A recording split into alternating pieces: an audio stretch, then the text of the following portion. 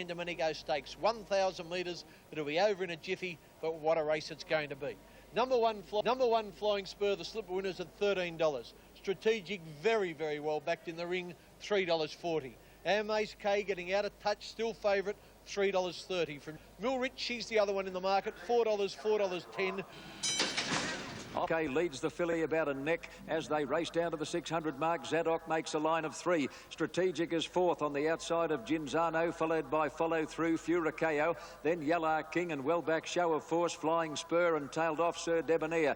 Coming around the bend, our Maze K just the leader over Milrich, and Zadok on the outside running a bit of a race. Strategic is now eased out by Beedman. He's about 2 lengths off the lead as they top the hill. Our Maze K just in front of Milrich and Zadok, and now Strategic is full bore. Our Maze K a neck in front of Milrich. Strategic on the outside is coming at him now. Milrich is gone. Our Maze K the leader. Strategic inch by inch is wearing him down, but the Kiwi, Our Maze K won the San Domenico about a neck to Strategic, a big win. Now Milrich will get third just in front of Zadok, followed by ongoing. Our Maze K. That more use wasn't made of the speed of Milrich, but nevertheless, you could run it 10 times. She wouldn't have won the race, but she might have beaten Our Maze K for Strategic. Our Maze K able to hang on, score convincingly. To my mind, the best horse to come out of the race probably wasn't seen in the film, and that's Lee Friedman's Flying Spur. What did you think of that? He was the best 2-year-old. $17. Flitters in from $8.50 to almost $8. Auntie Mary is at $11, and Light Up the World has eased a fraction to $2.10. As she is beaten, I doubt that you could use that as an excuse. Also, 500 metres out, Brawny Spirit, the leader over Rimsky. Light Up the World getting a cushy run on the fence in 3rd spot, followed by Avulsion. Brawny Spirit's gone off the track. Brawny Spirit shifted about 4 horses, and Light Up the World has been given the best inside run you've ever seen as they come to the 200. The little Victorian fighting back is still just in front, but Light Up the World looks to have his measure now. Light Up the World burns off Brawny Spirit. Victoria Park getting home well, but this is a bonny little mare. You might be looking at the Epsom winner here. Light Up the World, she races away and scores easily. Old Diamond Rouge charged home to get 2nd. Flitter looks to have run 3rd, a breath in front of Brawny Spirit, followed by Victoria. Up the World, $2 even and $1.20. My Diamond Rouge, $6.40. And of course, she just proved far too good. Her time was just outside her own course record, and as you can see, she hasn't been pounded to the line. There's still a bit of improvement there, and she's a class act. When you come back earlier at Sydney in the up-and-coming stakes, the favourite Strategic missed the start to finish a disappointing 6th. Brian York positioned last week's San Domenico winner Our Maze K behind Zadok to give him the run of the race. But Our Maze K swept to the lead, 150 out, and the up-and-coming is all over. Our Maze K is putting a gap in the mile. Look at him, treat him with contempt today. Our Maze K blitzes him in the up-and-coming. Our 2nd will be Flying Spur. Catalan Opening will get Our Maze K behind Zadok to give him the run of the race. But Our Maze K swept to the lead, 150 out, and the up-and-coming is all over. Our Maze K is putting a gap in the mile. Look at him, treat him with contempt today. Our Maze K blitzes him in the up-and-coming. Our 2nd will be Flying Spur. Catalan Opening will get 3rd. And in the hit. A chance, but gee, this was impressive, wasn't he? I think it's fair to say, Bruce, that, at around the 1,000, 1,200 metre mark and perhaps 1,400 metres, this is the best sprinting 3-year-old that we've seen out in a very brief season so far. But he's very impressive here, and I think in any race he contests against the 3-year-olds at around those distances, he's going to be the measuring stick. Well, acceleration's the trademark of any top horse. Our Maze K's got it, and I think, like you, Lee, that he's going to be the horse to beat in the Ascot Vale, and that's going to be his next mission. He'll come to Flemington. Speakers come in from $1.80 to $1.70, so that means if you put $1 on the tote and he wins, you get back $1.70. Stork is at $5.50. Clear. The cast, as the starter says, go, and they're away in the peat. 700 out Flying Spur has had a very easy time in front, led by a half to Super Slew. Stork 3rd, Botany Bay Gift 4th on the outside. 2 to King Kahuna, followed by Master Builder. Marcia 3 deep. Flat to the boards, Confiscate, followed by Classy Fellow with Recalcitrance last as they corner. Straightening up in the Peter Pan, and Flying Spur is the leader. In 2nd place, Super Slew. Stork about to push off the fence. He's going after Flying Spur, and further out Botany Bay Gift. Flying Spur in front. Dittman's got to go for him. Stork in 2nd place is making a race of it. Flying Spur's in front, 100 out. Stork can't reach him. Flying Spur, in fact, is coming away now. And the Golden Slipper winner, Flying Spur, back in the winning list. Beats Stork. Wide out Recalcitrance, probably 3rd in front of King Kahuna. Win. forced to lead, Max, but... Oh, no. Bruce, not forced to lead, allowed to canter in front. Sorry, Max, keep going. This was the Dittman magic. Nothing wanted to lead, so Mick said, well, let me do a trot and canter in front. Dittman was bold. And this race is the JJ Liston Stakes at Wait for Age at Sandown. And the horse he's only showing between 220 getting out to 230 now on the Victorian TAB. That's for a $1 investment. There's the $41, 34 for Grey Alex. I've backed Barishnikov, an 11-2 chance, $6.50. I think he'll run well. Look who... All ready for a start. Sort of Valentine Girl, a length and a half then Western Red being followed by Pharaoh and Barishnikova. Jeune centrefield over on the rails, followed by Storm Auntie Mary. Back behind them, Grey Alex, look who's talking. Top ratings a long way back in the field at that point, and they were followed by Bullwinkle and Quick Ransom has dropped out to last. They're rounding the home turn. Royal Rubiton, a half length to State Taj is looming up on the outside. That pair have got away. They lead about 4 lengths to Valentine Girl, followed by Pearl Prince, and over on the outside Western Red, and Jeune's a long way back as they come to the 250. State Taj on the outside, and Royal Rubiton. Barishnikov is finishing strongly. He looks the main danger. Barishnikov, the grey, moved up on the outside to hit the front with 100 to go. He's careered away. Western Red, Jeune from a long way back, but it's Barishnikov. Barishnikov, 2 good wins at well. Barishnikov, 2 lengths. Western Red second, Jeune third. Pharaoh on the inside, close up, and they were followed next by Top Rating, and back behind them is... And a star was born. Barishnikov starting to come home very well at the 200. State Taj in front. Barishnikov has got him. He raced clear, Barishnikov now from State Taj, Pharaoh, Western Red, and then Jeune. But Barishnikov has bolted away from the field. A magnificent win.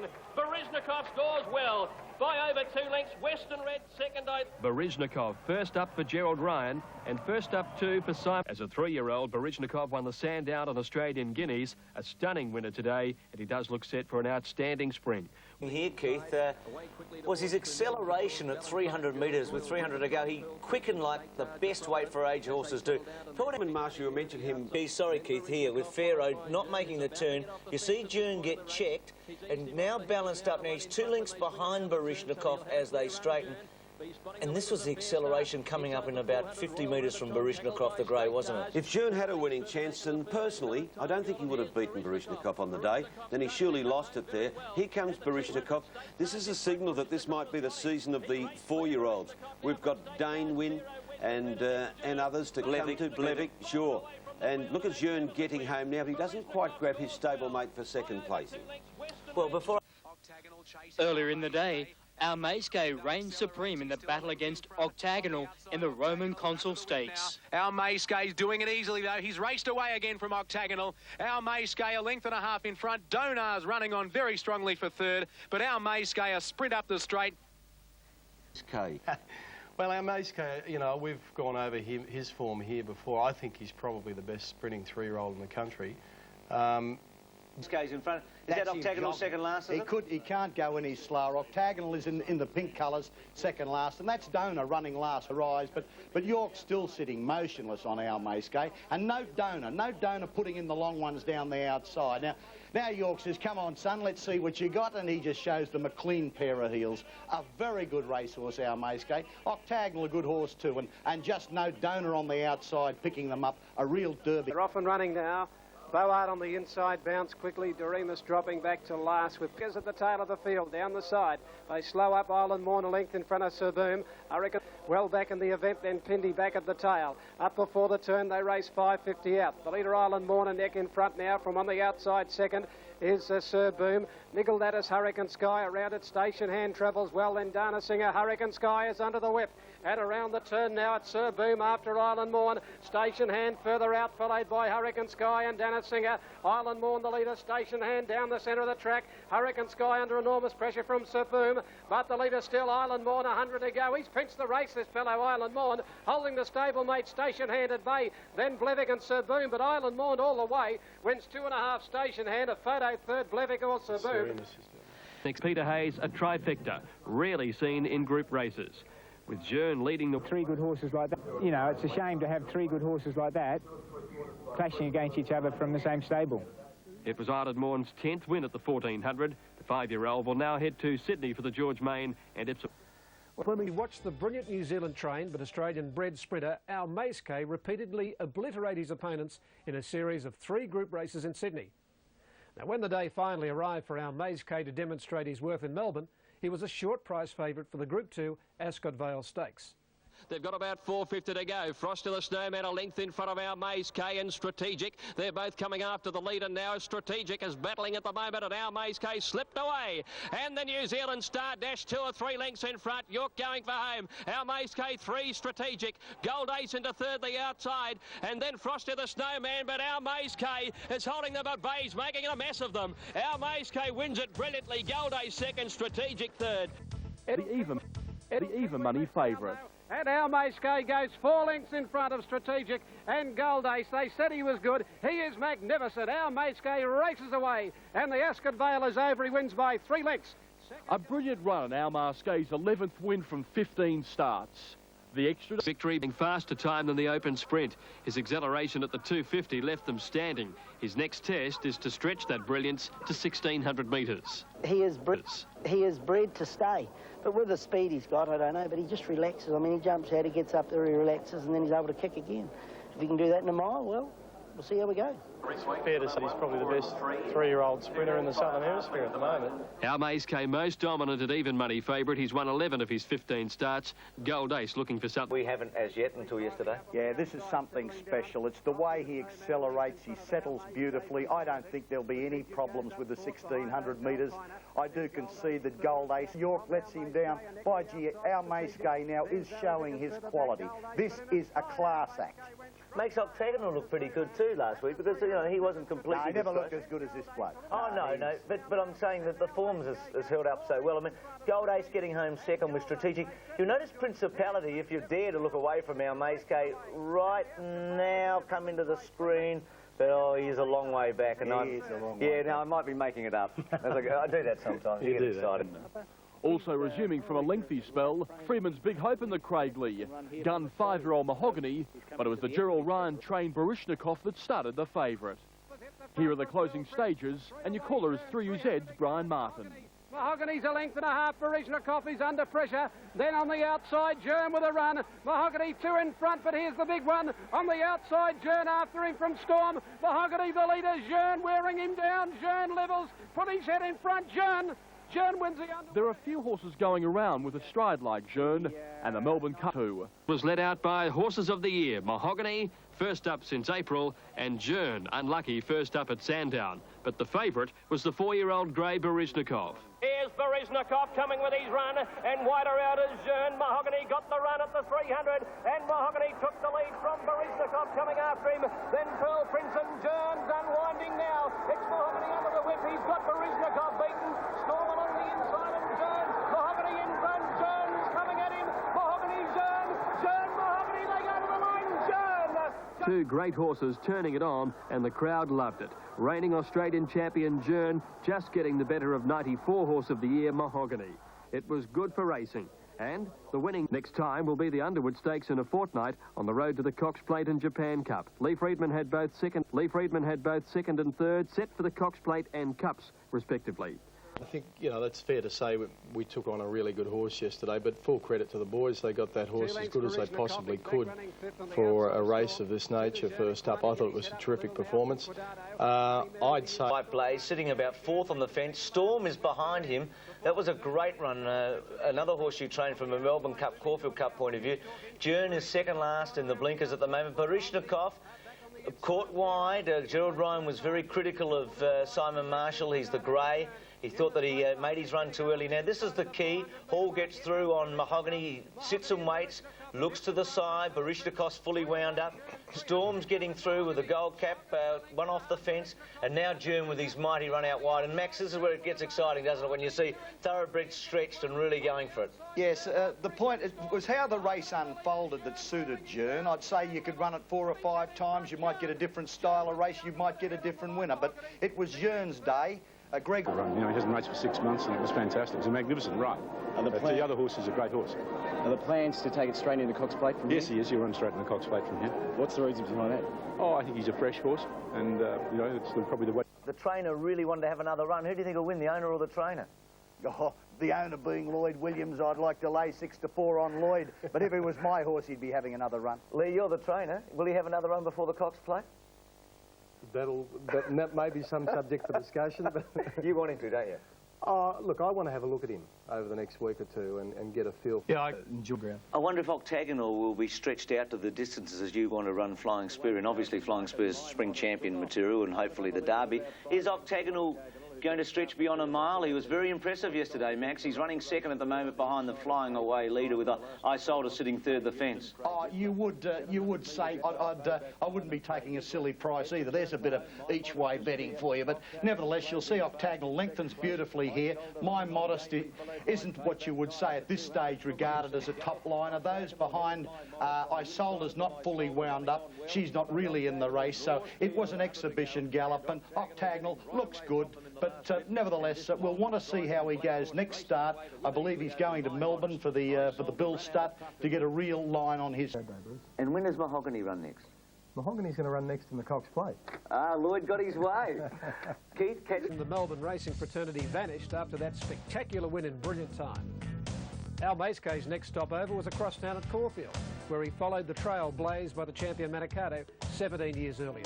Our Maskay, the leader, about a half in front of Hunter Court. All Our Mob is hard-ridden and then cut up rough, waiting for the run. Plusker deep out, followed by Petita Moore, You Remember, and Bourbon and Ice. Our Maskay first for home, and the 3-year-old led a length and a half from Hunter Court. Cut up rough's in the clear. He's had a lovely run coming after the leader. Then You Remember. It's Our Maskay by a length to cut up rough. Dittman winding him up. Our Maskay a half cut up rough coming at him. Our Maskay fighting on like a bulldog. Cut up rough coming at him. Our Maskay cut up rough. Our Maskay just won it from cut up rough, I think, in a desperate photo. Our Maskay first for home, and the 3-year-old led a length and a half from Hunter Court. Cut up rough's in the clear. He's had a lovely run coming after the leader. Then You Remember. It's Our Maskay by a length to cut up rough. Dittman winding him up. Our Maskay a half cut up rough coming at him. Our Maskay fighting on like a bulldog. Cut up rough coming at him. Our Maskay cut up rough. Our Maskay just won it from cut up rough, I think, in a desperate photo. Purchased for just 7,000 New Zealand dollars, Our Maskay took its stakes earnings past $800,000. 5 straight, his first Group 1 win, a magnificent victory. Brian York, unbeaten on the colt, says he's a freak. He's really broken the rules today, going on the weight for age scale, and I know everybody said he'd win, but they just know what a great horse he is, I guess, so going on this performance. Standing win with 2.5 kilos overweight for age. Next start, the Caulfield Guineas, Connections Hub. Gee, good again. This was a race, wasn't it? Cut up rough, we see here, Al Maskay next to him. It's a fantastic race. I think we've been saying for weeks that this is the best 3-year-old sprinting horse. Earlier in the day, we saw a terrific structure. But there again, Cut Up Rough has had a perfect run behind him, a very good horse, a very good rider. And have a look at this. This is what racing is all about. Dittman and York, 2 great horses, and what a magnificent finish. And when courage was called for, Al Maskay found it. That is a top-class racehorse. Credit also for Brian. Roy Higgins. And just wanted to compare Manikato, who Roy saw a lot of, and also Al Maskay, because Al Maskay, I think, had 2.5 overweight for age, the same as Manikato, when he won this race in the late 70s. This is how Roy compared them. I tell you what, between 2 horses like him and Manikato, set them out, say, over 1,200 metres at level weights on a track suitable to both horses, and they probably would be capable of breaking any record that stands in Australasia today over 1,200 metres. So I think that's a pretty good rap. Count Chivas look like... This has got the potential to go on. But in the Caulfield Guineas, would you fancy Gold Ace or Strategic or even Rivada, who won yesterday? Do you think he's beatable, Al Maskay, at 1,600? Not at level weights. You don't? No. OK, well, the win. Underwood Stakes at Caulfield. Trained by Lee Friedman, 4-year-old Shaskay was... Australasia's Horse of the Year was sent out the favourite, and after winning this race last year and an impressive run in the Craigley, the stage was set for Jeune to add another Group 1 win to the Hayes stable. But it wasn't to be, as talented 4-year-old Shaskay caused a boil over. Here's 3UZ's Brian Martin.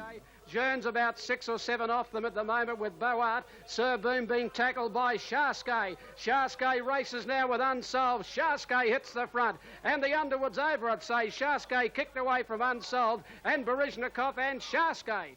A winning treble to jockey Darren Gauchi, while Shaskay will now be set for either the Turnbull or the Caulfield Stakes in the lead-up to the Caulfields. Second, Unsolved at 40s. And third, Baryshnikov at 5-2. Yes, Jeune pulled up sore in the near hind leg yesterday. This morning he's fine. Peter Hayes said he would press on. He'll run again in a fortnight. Direction. And Jinx, The last 12 Craigley Stakes winners haven't won a race that spring. It might be going again. Jern out the back early. Keith, those horses in the gold are those horses, or two of them, Shaskay and Zero Limit, who won yesterday, and Taradu. So you're equal favourite there, Lee, for the Cup, along with Count Shivers and Blue into 20s. Yeah, there's significant changes from yesterday's racing. Nothing really happened from New Zealand. Okay. Meanwhile, in the 3-year-old ranks, there was a rising star, and that Mandai was in the limelight again. Coming towards the 600 now, and Stork in front of Vernal in the centre, Sir Debonair on the outside, Flying Spur waiting for a run, followed by Catalan opening, then Classy Fella, Nothing Like a Dane is flat to the boards as they turn for home from Super Slew and Recalcitrance, coming over the rise, and Stork, they've got to get him yet, he's well clear as they top the hill, led by 2 lengths on Catalan opening, Nothing Like a Dane starting to wind up, Flying Spur down near the inside, Nothing Like a Dane sprinted very quickly and raced up to head. Stork, Catalan opening is boxing on strongly, and Super Slew down the outside, but Nothing Like a Dane draws clear near the post. Super Slew is charging home in second place, but Nothing Like a Dane too good and beats Super Slew. What are the highlights of spring race? The pace of Melbourne's carnival moved up a cog with the running of the Group 2 Turnbull Stakes at Flemington. It provided a fascinating preview for some of the big events just around the corner. At the 500 and State Taj, a length Sir Boom. Running on along the inside now is Toil, and they're followed by Shy Stat and Love Dancers coming on down the outside. Further back in the field then came Sir Kingy and Blevik, and still well back is Buzz Off with 300 metres to go. State Taj tackled by Toil. Doremus chopped out of a run. Love Dance wider out. Here's All Our Mob now, and Sir Kingy the widest runner, and a fair way back still is Buzz Off. It's now All Our Mob racing to Toil. All Our Mob from Toil and Sir Kingy the outside, but All Our Mob's broken away, and the Turnbull to Waterhouse. All Our Mob wins well. Doremus a big run second. Sir Kingy third the outside. Then is Buzz Off with 300 metres to go. State Taj tackled by Toil. Doremus chopped out of a run. Love Dance wider out. Here's All Our Mob now, and Sir Kingy the widest runner, and a fair way back still is Buzz Off. It's now All Our Mob racing to Toil. All Our Mob from Toil and Sir Kingy the outside, but All Our Mob's broken away, and the Turnbull to Waterhouse. All Our Mob wins well. Doremus a big run second. Sir Kingy third the outside. Then Buzz Off the House continuing her group race success. All Our Mob, a Newmarket winner in March, now a Caulfield Cup chance. Once he got into the race, he was always going to be hard to hold out, and the run come from him up the running, and he just exploded and showed what a big engine he's got inside. The little horse at home today will go pretty well, and called Shaskay. And looks like I've got a good second string for that and the Melbourne Cup now. The race probably raised more questions than it answered. I said before to someone, it's like a big balloon. First and second qualify for the Caulfield Cup. All Our Mob at 33s. Therese Payne suspended till the end of October for... The 3-year-olds in training lined up to do battle in the $500,000 Caulfield Guineas, with our Mazekay going for 6 on end, a heavily backed favourite.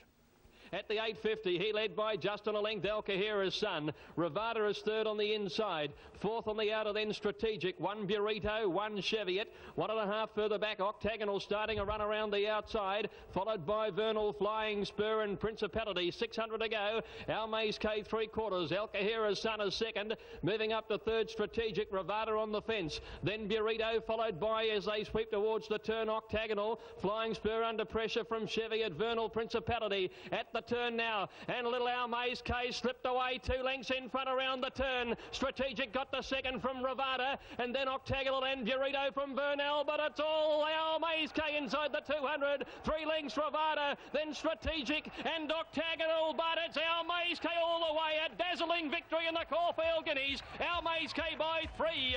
Rivada second, Octagonal is third. Vernal from Rivada, and then Octagonal and Burrito from Vernal, but it's all Our Mazekay inside the 200. 3 lengths Rivada, then Strategic and Octagonal, but it's Our Mazekay all the way. A dazzling victory in the Caulfield Guineas. Our Mazekay by 3.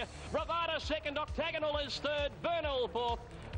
It's Our Mazekay at the 150-metre mark. His performance is going to do the talking. This mighty little Kiwi is out 4 in front and holding Rivada and Octagonal. Our Mazekay, a little champ, scores 3 lengths. Second Rivada, a half third is Octagonal.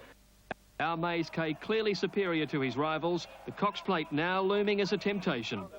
But he's showing them. He certainly did that today. It'd be a tremendous chance in the Cox Plate. Brian York's 6th straight win on the Super Colt. Terrell to finish. Caulfield Stakes is run over 2,000 metres at weight for age and is considered a major lead-up to the Caulfield Cup, run at the same track 7 days later. Danewin, being ridden for the first time by Damien Oliver, was a heavily backed favourite. Nearing the 600, Stony Bay in front, a half to Pearl Prince. Danewin on the inside, biding his time, Oliver. Then came Mr. Marconi and the Penny around the outside, 2 lengths to Donar, and they're being followed when they sweep to the turn. Star Dancer, Starstruck, Journer second last around the home turn. They're bunching now. Stony Bay the inside, Pearl Prince, Mr. Marconi. Danewin can't get a crack at them. Oliver Sweat's on a run. It comes now at the 250. Then Donar with 200 metres to go. Danewin takes the gap and dashes to the front from Stony Bay. Then Donar on the outside. It's Danewin in front of Donar. It's all in fun pushing through. Danewin clear for Oliver though. It's all in fun coming after him, but Danewin is going to score. Danewin from It's All in Fun. Starstruck has run third, and then Mr. Marconi, Jean, Donar. Race 12 months ago. From that last 12 months, he's done everything asked of him, this horse. He's been the most consistent horse racing in Australia in Group 1 level, and today he proved it. And whatever he's done today, he still will improve. There's still that little mark of improvement in the horse. Another Group 1 win for Danewin, starting 7-4. Schön, the unlucky runner, badly hampered at the turn, won a protest, elevating Mr. Marconi to third. It's all in cricket. The 1,000 Guineas was another classic Melbourne versus Sydney affair. Sydney had the Flight Stakes winner Ponteless and the John Hawkes trained Shame.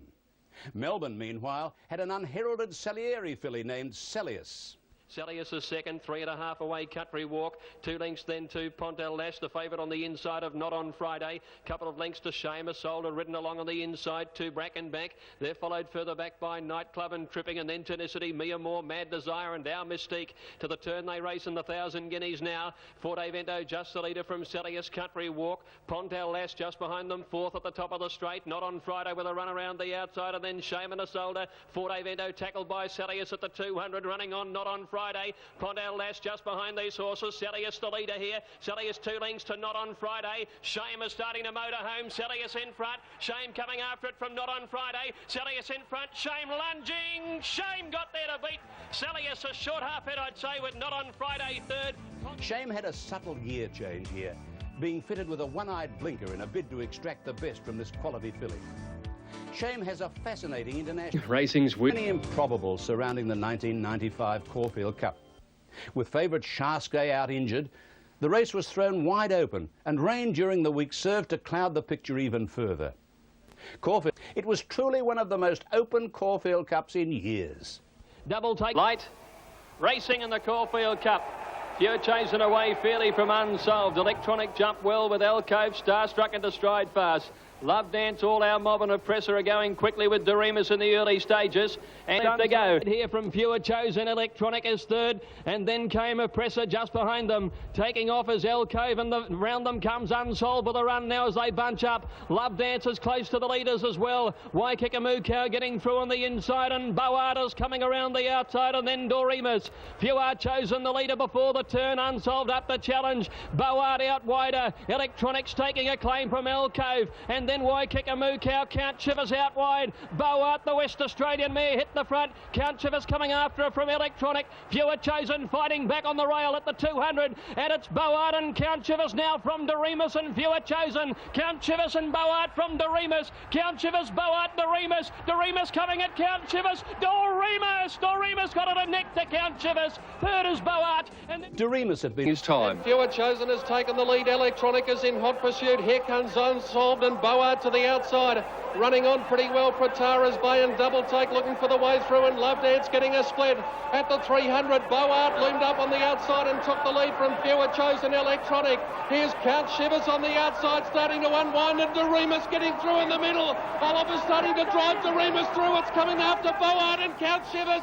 Doremus getting through in the middle, put his head in front, and back-to-back Caulfield Cups for Damien Oliver and Lee Freeman. Doremus has won it from Count Shivers, Boart third. Then can't another staying handicap in a couple of weeks' time.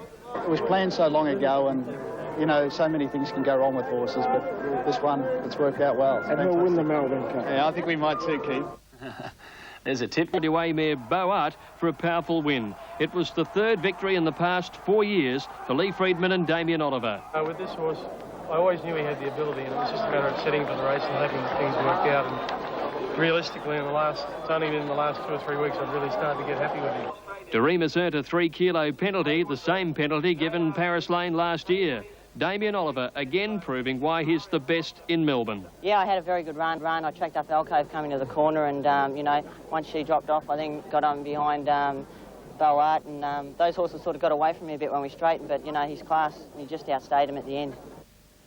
Mannerism and Paris Lane, the pair's previous Caulfield Cups. Doremus, the winner at 8th. Outstanding Melbourne Cup trials from both Count Chivas and Boat and Electra. For the running of the Group 2 Moya Stakes, in which Moss Rocket is a short price favourite. Still showing at even money. Sequalo just in a touch now to just over 8 to 1, and at the same time Poetic King is out of touch to be showing at $3.70. Aussie Cozzy and Quality Gold, the Kiwi colt, at just over $14. Off in the Moya, good start. Moss Rocket on the outside is first out. Aussie Cozzy's going to go with him in the earth. Got flattened as they go to the 800 metres mark. Moss Rocket crossed and went to the lead now. Sequalo getting right up on the fence to be second. Chief De Beers third. And then Poetic King improving on the inside. Followed closely by Aussie Cozzy. 2 lengths away, Quality Gold with Tish and Moon. And back at the tail, Fighter Bay as they come to the corner. Moss Rocket held together, led on the turn by nearly 2 lengths to Sequalo. A neck away, Chief De Beers flat to the boards, followed by Poetic King. Robert Thompson had a peep over the shoulder. Moss Rocket booted away. Sequalo's run to second, followed by Poetic King and the 3-year-old Quality Gold getting home well. But Moss Rocket in front. Look at Quality Gold charging down the outside. Finished best, and Quality Gold got up to win on the line from Moss Rocket. Now third's close, Sequalo or Poetic King on the outside, followed by Fighter Bay. And then Grant Searle only flew this horse in a week or two back. He's a 3-year-old. Shane Dye was his right. Poetic King and Quality Gold on the outside, but Moss Rocket is clear. He's 2 lengths Sequalo. Quality Gold is getting out of the ground. Moss Rocket is stopping. Quality Gold grabbed him and won. Shane Dye brought our Maze K stablemate home. Coming from the back of the field, Moss Rocket worked very hard in the early stages. Hey, race 4, the Waterford Crystal Mile is of 1,600 metres. Right, quick tote call. State Taj still at 6s, 8 Island Morn. Allegro at 9s. Juggler now favourite on the tote. Into $6.60, odds of 11 to 2. Western. Most impossible to fault. Now just waiting for as they get closely by Pearl Prince and Whiter out as Juggler, who's had a tough run. Then John Quest between horses. On the fence, Cole Burnett, Sports Beat wide, even wider Pragmatism, followed by Dark Czar held up. And then Socorano, Change of Fortune, Western Red and Desert Chill can't keep in touch as they come to the 400. Island Morn being pressured by State Taj. Joining in 3 deep, Sober Suit. Juggler 4 wide is coming into it strongly, followed by Pearl Prince, Cole Burnett, and then Allegro and Sports Beat as they turn into the straight. State Taj is tackled by Juggler on the outside. State Taj and Juggler have come away. They're fighting it out. Juggler, this has been a terrific effort. He's never been on the track, but he's roaring away in the last bit, and it's a mighty performance by Juggler. Juggler beats State Taj. Sports Beat third, then Cole Burnett, followed by Sober Suit, Every Hope, followed by Dark Czar, Pragmatism. A win. What a performance, and full honours to Juggler. I'll tell you what, if I had to nominate with Juggler. It's State Taj tackled by Juggler at the 100. Juggler took the lead from State Taj and then Sports Beat. It's Juggler under the whip pulling away, and Juggler beats State Taj a length and a quarter. A sizzling last 400 metres from the Gay Waterhouse trained Juggler got the horse home. For Gauchi, his third treble. At Moonee Valley today for the Cox Plate. Look at them packed tight. There's only a minute or two to go before the horse now favourite on the tote and also in the betting ring. Solvit at 25, 9 to 2 Jeune, Mahogany out to the same price. Seascape 40 to Marconi, 3.5 to 1 or $4.50 Dane Win, 20 Stony Bay, 60 Just Apollo, 20 Denarani, 4 our Maze K, 8 to 1 Octagonal, and the reserve Nick's Jaw. They're racing. Dame Win began okay, and our Maze K has flown the gate from the outside and has hit the front in the first 100 metres, our Maze K. He moved 2 lengths in front of Stony Bay and Mahogany, and further out Solvit. Dane Win is on the inside from Pakaraka Star, Mr. Marconi, station hand. Sweeping out of the straight from Danarani, Octagonal. Seascape the middle. Outside him is the fellow Kiwi, Mr. Marconi. 2 further back in the race than Octagonal. 3 deep around Seascape. Danarani on the fence, a length further back, Jeune. He's at the tail of the 800-metre mark with Star Dancer. Off the back in the Cox Plate, and it's our Mace-K. Over on the inside and neck in front with Stony Bay putting the pressure on the outside. Solbit is further out on the track with Station Hand. Then Just Apollo. Damewin is waiting for a run at the 600-metre mark, and further back in the race, Mahogany off the rail. Pulled out wide on the track is Octagonal, and the widest runner is Jern. Our Mace-K struggling. He's gone. Station Hand has hit the front. Damewin carried back through the field. Hampered badly. Station Hand in front. Here's Octagonal and Jern with a mighty run. Then getting through is on the inside Mahogany. Mahogany rails up with Octagonal at the 200-metre mark. On the outside, Octagonal. Mahogany coming at him. Stride for stride now on the Cox Plate. Mahogany, Octagonal. Octagonal, Mahogany. Octagonal's got his nose in front. Octagonal wins the Cox Plate. Wins it ahead, Mahogany. 2 lengths. What a tussle. Follow his Seascape with nowhere to go, followed by Danarani, Pakaraka Star and Star Dancer. Look at them pack up as they come to the turn. Damewin got knocked right out of the race. He's back near last on the corner. Station Hand takes the lead. Here's one of the 3-year-olds, Octagonal. Mahogany on the fence as they turn for home. Straightening up Octagonal. Jern's the one to have the last shot at him. Octagonal is just the leader. Mahogany coming again on the inside. Octagonal and Mahogany. Octagonal, Mahogany are coming to the line locked together. It's a fantastic finish. Octagonal. Octagonal wins the Cox Plate about a half neck to Mahogany, who was gallant in defeat. Station Hand looks to a front. Solvit, last year's winner, is second last, and the long last is our Mace-K, who simply failed to run 2,040 metres. He started equal favourite. Damewin started equal favourite, but almost went down at the 600 when our Mace-K fell back through the field. The little colt pulled up a distressed long last. Light Solvit has gone up to him on the outside. Station Hand around them. Stony Bay's feeling the pinch. Then Mahogany. Damewin getting shuffled back as our Mace-K loses a bit of ground. He got checked and nearly fell, Damewin. At the turn, Station Hand hit the front from Solvit. Here's Octagonal, and here comes Jern. Jern and Mahogany's pushing through on the inside now. Octagonal hit the lead from Station Hand. Mahogany the rail, and then Jern. Octagonal in front. Mahogany pegging him back on the inside. Mahogany getting to Octagonal from Jern and Station Hand. Mahogany takes the lead. Octagonal comes again. Octagonal on the outside, and Mahogany. Octagonal. Octagonal by a head to Mahogany. Station Hand is third. Shane Dye. To Mahogany. Station Hand is third. Shane Dye, the jockey Melbourne punters love to load, had his day. Sacked by Sunny Yam from the favourite Damewin. Lucky to pick up the ride on the winner when Darren Gauci couldn't make the weight. And he was desperately ridden by Australia. My dreams are complete. When I come here, I had 3 ambitions to win a Melbourne Cup, a Golden Slipper and a Cox Plate. And today I fulfilled my dream and I can finish riding. And I've done everything I ever wanted to do. Mate, you nearly got me and T. It's a month ago, Dane, when you're going to ride. The horse I always wanted to be on. I've been after him for the last 2 months to get on him, and luckily I'm on him. Did your pre-race plan work out perfectly for you, or any changes through the run? I was just going to sit back. I didn't care whether I was 3 wide or 1 off the pace, and come into the race at the 600. It was an easy ride. It wasn't a great ride. It was just a ride, and he won. You'd like to be on him in the Derby, I suppose? No, I want to be on nothing like a Dane. All righto. Okay. Shane, go and say. First of all, Sonny Yam for sacking me. I wish you were here to thank you personally. It's a shame you're not, but thank you very much. You did me a favour. I'd like you behind me or not. Thank you very much. Yeah, well... All week talk. He was back 9s into 15-2. Octagonal, Mahogany on a 1-run preparation, a mighty second. Station Hand third. The winner might back up. Number 6, Mick Dittman's ride for Peter Hayes. Saintly has been very heavily backed on the track. It's now at $4.80. In fact, Yes, the sun is out here at Flemington, and so too the professional punters. They have had the running shoes on here. Saintly has been a massive go here in the Carbine Club Stakes. Hard to believe it opened up at around $5 with bookmakers.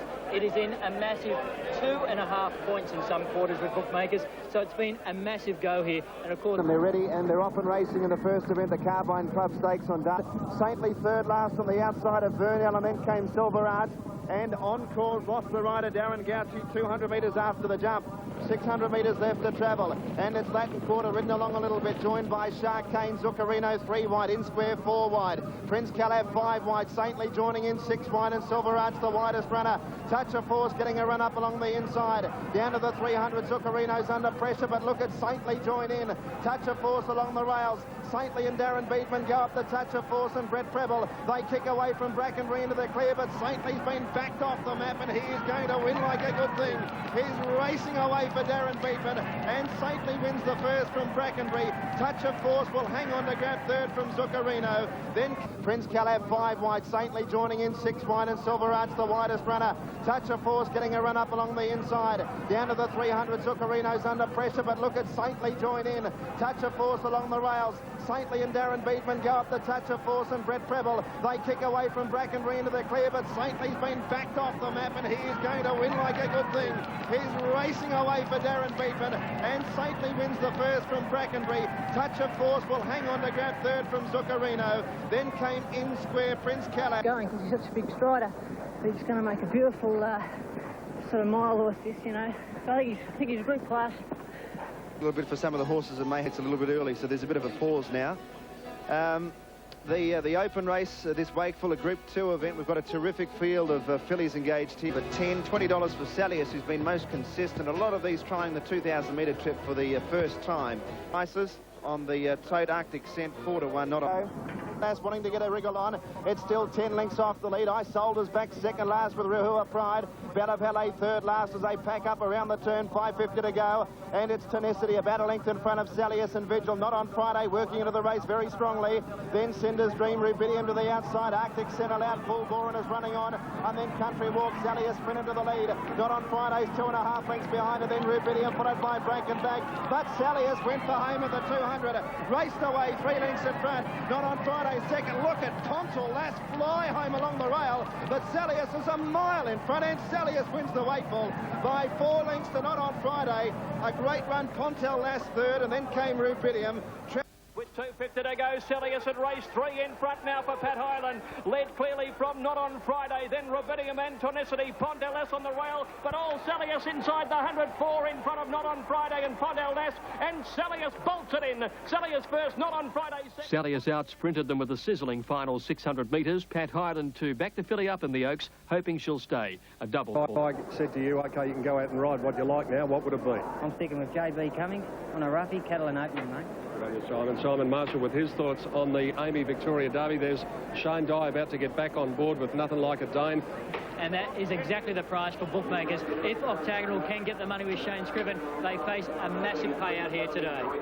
OK, it's in 1855. A race with a... Sitting third on the inside of Principality.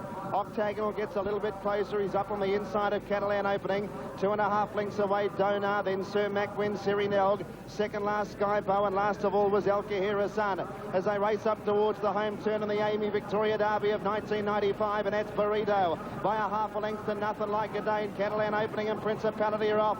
Octagonal gets away from the rail. Then came Zovko, Siri Nelg around the outside. And Donar back to the inside of Sir Mac Win and El Kahira Sun and Skybow. They're into the straight, and Nothing Like a Dane goes up to Burrito, who's under plenty of pressure. Catalan opening to the outside. Octagonal's into the clear. Zovko's trying to get through. Donar run into a dead end. It's Nothing Like a Dane in front. Donar and now Octagonal are getting out. Nothing Like a Dane a length in front. Octagonal coming at him on the outside. Nothing Like a Dane's a length in front. Octagonal's not going to get him, and Nothing Like a Dane has won the Derby.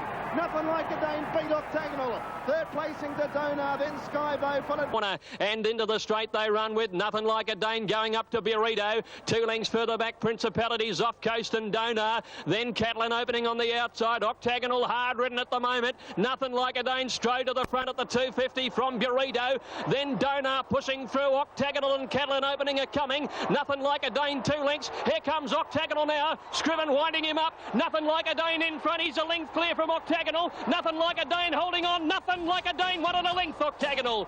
3 lengths Donar third. Then... And look, it was just a magnificent ride home. Shane Dye driven him clear, and he just it was just a shame that he got beat. Three. Between us three. They're just so exciting, and he rode in a treat. TJ said, don't get back too far. I've won too many of these derbies. Be in the box, and he was right. On to the Melbourne Cup now. Well, let's just get this one. All right, well, it's famous Group 1 gallop in the Mountain Yard. Not since Skipton in 1941 has a Derby winner taken the cup. Can this colt do it? Yes. Up with your hand. Dad's influenced the... It's going all day, and I've got no doubt he'll run the 3,200 metres right out. Nothing like a Dane. Still in his first preparation. It'd be a huge training feat if Gay can pull it off. He started equal favourite at 2-1. Otherwise, this is the handicap. Sure he is in lots of ways, but today Dane will be the punters elect at $2.30 and $1.30. Jearn at $4 even, and he's remained at about that price right through betting. 90 Elko 41, Starstruck at $11, and Australian Cup. Be friendless in the bet. Oh, it's lovers. They want to have a good look at a good horse. Have a look at Jearn. And Jearn is last of all. They're inside the 800 metres point, and Station Hand a half a length to Just Apollo. In third placing, Dane Win on the inside of Alcove. 2 lengths away, It's All in Fun, hooked out. Going around the outside as they made the home turn now was Starstruck and Protara's Bay, followed by Storm going towards the outside. All Our Mob back on the rails, and Jearn is still last of all. Into the straight at the 450 metres point, and the leader is Station Hand. Dane Win got a beautiful run through the field, and the favourite goes up to tackle Station Hand. Dane Win the outside took the lead from Station Hand. It's All Our Mob just behind them. It's All in Fun. Jearn down the outside with Protara's Bay. Dane Win got the Station Hand of the 250. Protara's Bay and Jearn are running on. Dane Win's under the whip, a length and a half in front of Starstruck. Protara's Bay, All Our Mob and Jearn. Dane Win in front. Starstruck and Protara's Bay coming at him, but Dane Win. Dane Win beat Protara's Bay. Starstruck, Jearn fourth. All Our Mob fifth, and then Station Hand. 0.4 is the time. Well, the track's in perfect conditions, but that's one of the fastest times that they have run here at Flemington over this distance. 2 minutes dead is the joint record held by Let's Elope and Frontier Boy, and they're only... It was pleasing to see him win today, and some consolation for last week, and he gave everything a shot to beat him, and they couldn't pick him up. Dane Win always short at 10-9 favourite. Protara's Bay had firmed to 6-1 before the news of his bleeding attack. The big spread... Stalls for the Crown Quality, sponsored of course by Crown Casino. Racing. Gossip's ridden out with a whip. Was a little bit hardy. Last of all, Coachwood got away from them again before the turn in the Crown Quality, and Coachwood raced away. Coachwood is 4 lengths in front of Electronic and Dartjar. Mac Drury to fourth, and then Sir Kingy, followed by Unsolved Gossip. Well back in the field, there's a chill. Section taken on the outside and Duplain last, but Coachwood is a big leader. 400 metres to go, and Coachwood is 5 lengths in front. Mac Drury to second. Sir Kingy running on, so Duplain, then Dartjar and Gossip, and there's a chill. But Coachwood is a mile in front. 200 metres to go, and Coachwood led by 5 lengths. Electronic second, then Gossip, and they won't get him. He'll lead all the way. Coachwood bolts the Crown Quality in, wins by 4.5 lengths. Second placing, give it to Duplain out wide, and nose to Electronic and Sir Kingy. Then got work Coachwood. That has had a lot of hard racing over the last couple of weeks, and by gee, it stood with him today because he was, you know, a brilliant winner. The last to take the ride. Now the... Caleb's 430, Beera run the favourite, 290, Brave Bulldog 820, proven. Now they're all set. Light on, they're racing. And an awkward start away there. Beera's missed the kick by 5 lengths. Favourites missed the jump by 5 lengths. Scripture was a bit tardy to begin, and so Beera switched right back to the inside, has made up some ground, but gee, missed the start a long way. Then came Scripture onto the course proper, 450 metres to go. Brave Bulldog and Shostakovich together from Proven True. Caleb's behind them on the rail. 2 lengths away, then a Beera, followed by Scripture, Arlanya and Pirates Alley. Down to the 300-metre point, Brave Bulldog just in front of Shostakovich. Caleb's Proven True. Beera still making ground along the rail. The leader, Brave Bulldog. Caleb's trying to worry it out of the race. Then came Beera. Brave Bulldog and Caleb together. Beera still making up good ground. Caleb's in front. Beera's flying on the rail. Beera after Caleb. Oh, Beera's still going to get up. What a run! Beera beat Caleb's and Brave Bulldog third. Then the leader, Brave Bulldog. Caleb's trying to worry it out of the race. Then came Beera. Brave Bulldog and Caleb together. Beera still making up good ground. Caleb's in front. Beera's flying on the rail. Beera after Caleb. Oh, Beera's still going to get up. What a run! Beera beat Caleb's and Brave Bulldog third. Then Proven True, Shostakovich and Scripture. Well, that was just incredible. Extraordinary. We'll have to go back to the start and have a look at this, because the ground that horse lost at the start, it's just incredible run. $2.90 and $1.20 for Beera. Caleb's $1.70. And there we go. This is the start. Oh, it got caught up in the gates. Well, he just didn't seem as if he wanted to jump. Unbelievable. 3 or 4 lengths behind them at this stage. And the blue there with the breastplate. have been a little bit worried when he stood there at the start. Little shit, mate. He just wouldn't jump at all. He's done it every start this time in, but... What an incredible effort from that horse, Vera. And I think he summed it up beautifully. Number 3, Vera, the winner, second placing. More than 6.5 million and more than... The push to internationalise the Foster's Melbourne Cup has seen the quality of the race increase enormously. This year, we were privileged to have Europe's finest stayer of 1995, Double Trigger, in attendance. Despite his huge handicap weight of 60.5 kilograms, punters sent the Royal Ascot Gold Cup winner out a heavily backed 7-2 favourite. Despite his huge handicap weight of 60.5, there was enormous interest in this year's Melbourne Cup. Vintage Crop, who won the race in 1993, was back for his third attempt, and the Victoria Derby winner, Nothing Like a Dane, was there to attempt his own piece of racing history on a 3-day backup. And then there was Jern's bid for back-to-back cup wins, as well as the attempt by Doremus to emulate the mighty Let's Elope and complete the Caulfield Melbourne Cup stubble. Up to the Melbourne Cup this year have been fantastic, and I think you can be quite hard to beat. And the place... Favourite $5.20 and $2.60. Jern at $15.20. Vintage Crop $8.80. The Phantom Charlie 2. Doremus at $9.80 to take off the Caulfield Melbourne Cup double. Stony Bay $45. Bullwing $25. Count Chivas $14.40. Dartchar $23.80. Electronic $24. And Nothing Like a Dane at $15.50 with nearly 12 million. As they go to the stalls down, there has been a sensation here. Double Trigger has returned an irregularity in a pre-race swab. The stewards are going to let the horse run, but there is an irregularity in a Coachwood narrowly in front. Here goes Double Trigger around the outside, and around them also is It's All in Fun. Double Trigger had to be ridden along a little bit as It's All in Fun went up on the outside of Coachwood, and they've raced away 5 lengths in front of Double Trigger. Pure Chosen getting off the inside is starting to run into it. So too was Bullwinkle coming with a run. Then came Nothing Like a Dane, Storm running on. Then Yes Indeed under the whip, a couple of lengths away. Boart followed by Doremus. The Phantom Chance, Quick Ransom, Dupin, Double Take dropping right out of it. Count Shivas taken to the outside. Then came Sir Kingy. Vintage Croppers back about 5th last. Double Trigger can't win. He is gone. Running up towards the home turn. It's All in Fun. Moves up to take the lead from Coachwood. A length and a half away. Third was Bullwinkle. Then Storm to the outside running on. Doremus has made up a huge amount of ground and running into it very strongly. At the top of the straight, It's All in Fun and Coachwood together. Here comes Doremus and Nothing Like a Dane. Nothing Like a Dane is getting through. Doremus hits the lead in the Melbourne Cup. Nothing Like a Dane is after it. Quick Ransom is running on late. Doremus for Damien Oliver Elite in front. The 3-year-old Nothing Like a Dane trying to run it down. Then Coachwood, Quick Ransom. Doremus is broken away. He's got them covered, I think. Yes, he has. Doremus is going to win the Melbourne Cup for Damien Oliver. Lee Friedman, third cup. Doremus wins by 3 lengths. Second placing, Nothing Like a Dane. Vintage Croppers run third. Quick Ransom fourth, and then Boart. Around the turn, and then Fewer Chosen. Nothing Like a Dane's on the inside. Coachwood turns in front. On the outside, It's All in Fun is coming at it. And here comes the Caulfield Cup winner, Doremus. Nothing Like a Dane on the inside, and then Storm from Bullwinkle and Quick Ransom, and then Boart. They're at the 300 now. Doremus whipped to the lead. The 3-year-old Nothing Like a Dane coming at him. They're clear of Coachwood, and then came Quick Ransom. It's Doremus in front inside the 200-metre mark, led by a length to Nothing Like a Dane, giving everything. Then Quick Ransom, Coachwood and Vintage Crop, but it's all Doremus at the 100, raced away 3 lengths to Nothing Like a Dane, and then came Vintage Crop, but Doremus takes the double. Doremus 3.5, Nothing Like a Dane runs second, Vintage Crop is third. Quick a couple of a good pat on the neck going past the post.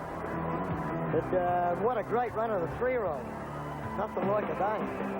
$9.90. Him is a great rider, but that was one of his finest rides ever. Oh, incredible. He just sort of came up with Warrior, all of Australia on you because of the crowd. We were over here, we were 2 furlongs away, and we could hear it, and I found myself even cheering you, wanting you to keep going, mate. Oh, mate, it's just sensational. I'd like to thank my mum and my brother in Perth.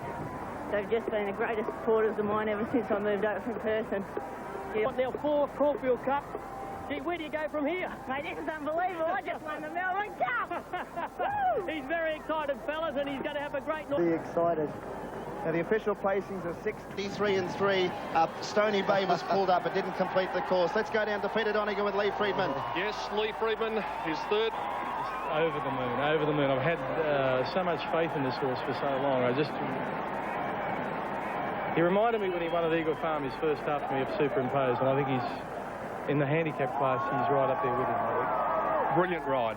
You know, when he won the Caulfield Cup, and he went to the line as he did, I thought this horse has got Melbourne Cup written all over him. And in fact, we thought the Caulfield Cup was a bonus. I've spoken to you many times over the last couple in the middle. On you go. Brackenbury runs the favourite here. He's had good support in. He's a lovely type by Dane Hill.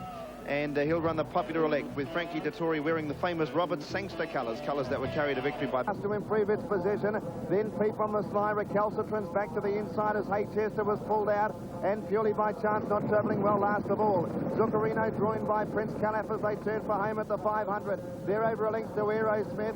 Brackenbury looking for a way clear. He is running on. Peep on the Sly is giving them 10 length start as they run to the 300. It's Zuccarino in front of Prince Calaf. Brackenbury just behind them waiting for a run. Aerosmith and then Silverarch, and now Peep on the Sly getting home.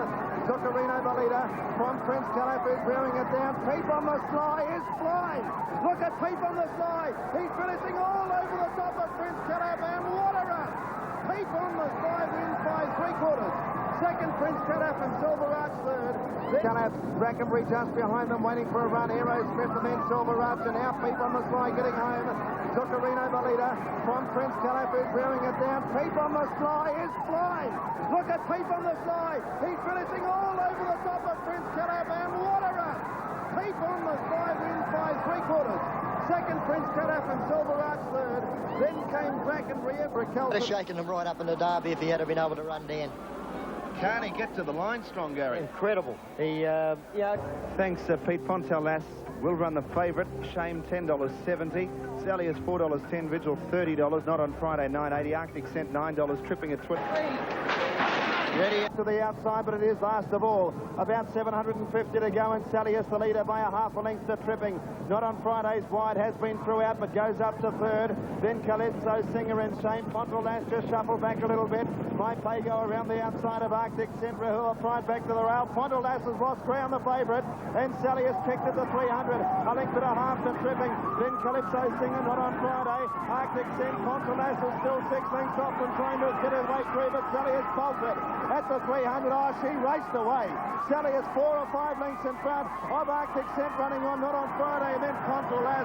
Sally is a mile in front, and what a brilliant filly she is over these staying distances. Salius wins the 8th for Darren Beaton by 3 lengths to Arctic Cent. Pontel-Lass got home late for third, and then not on Friday. 7th on the inside. Beatman for home at the 400 on Salius. Shot 3 in front. She raced away, Salius, from Tripping. Not on Friday. Pontel-Lass in the clear, but spotting them a long break. Arctic Cent on the outside with 200 metres to go. Salius has gapped the field. She's raced 5 in front. Arctic Cent going to second, and then Pontel-Lass on the inside, but it's all Salius. Salius, Darren Beatman and Pat Hyden take the Oaks easily. Salius beats Arctic Cent. Third is Pontel-Lass. And Salius a Panelist Group 1 winner, but it was just a magnificent ride.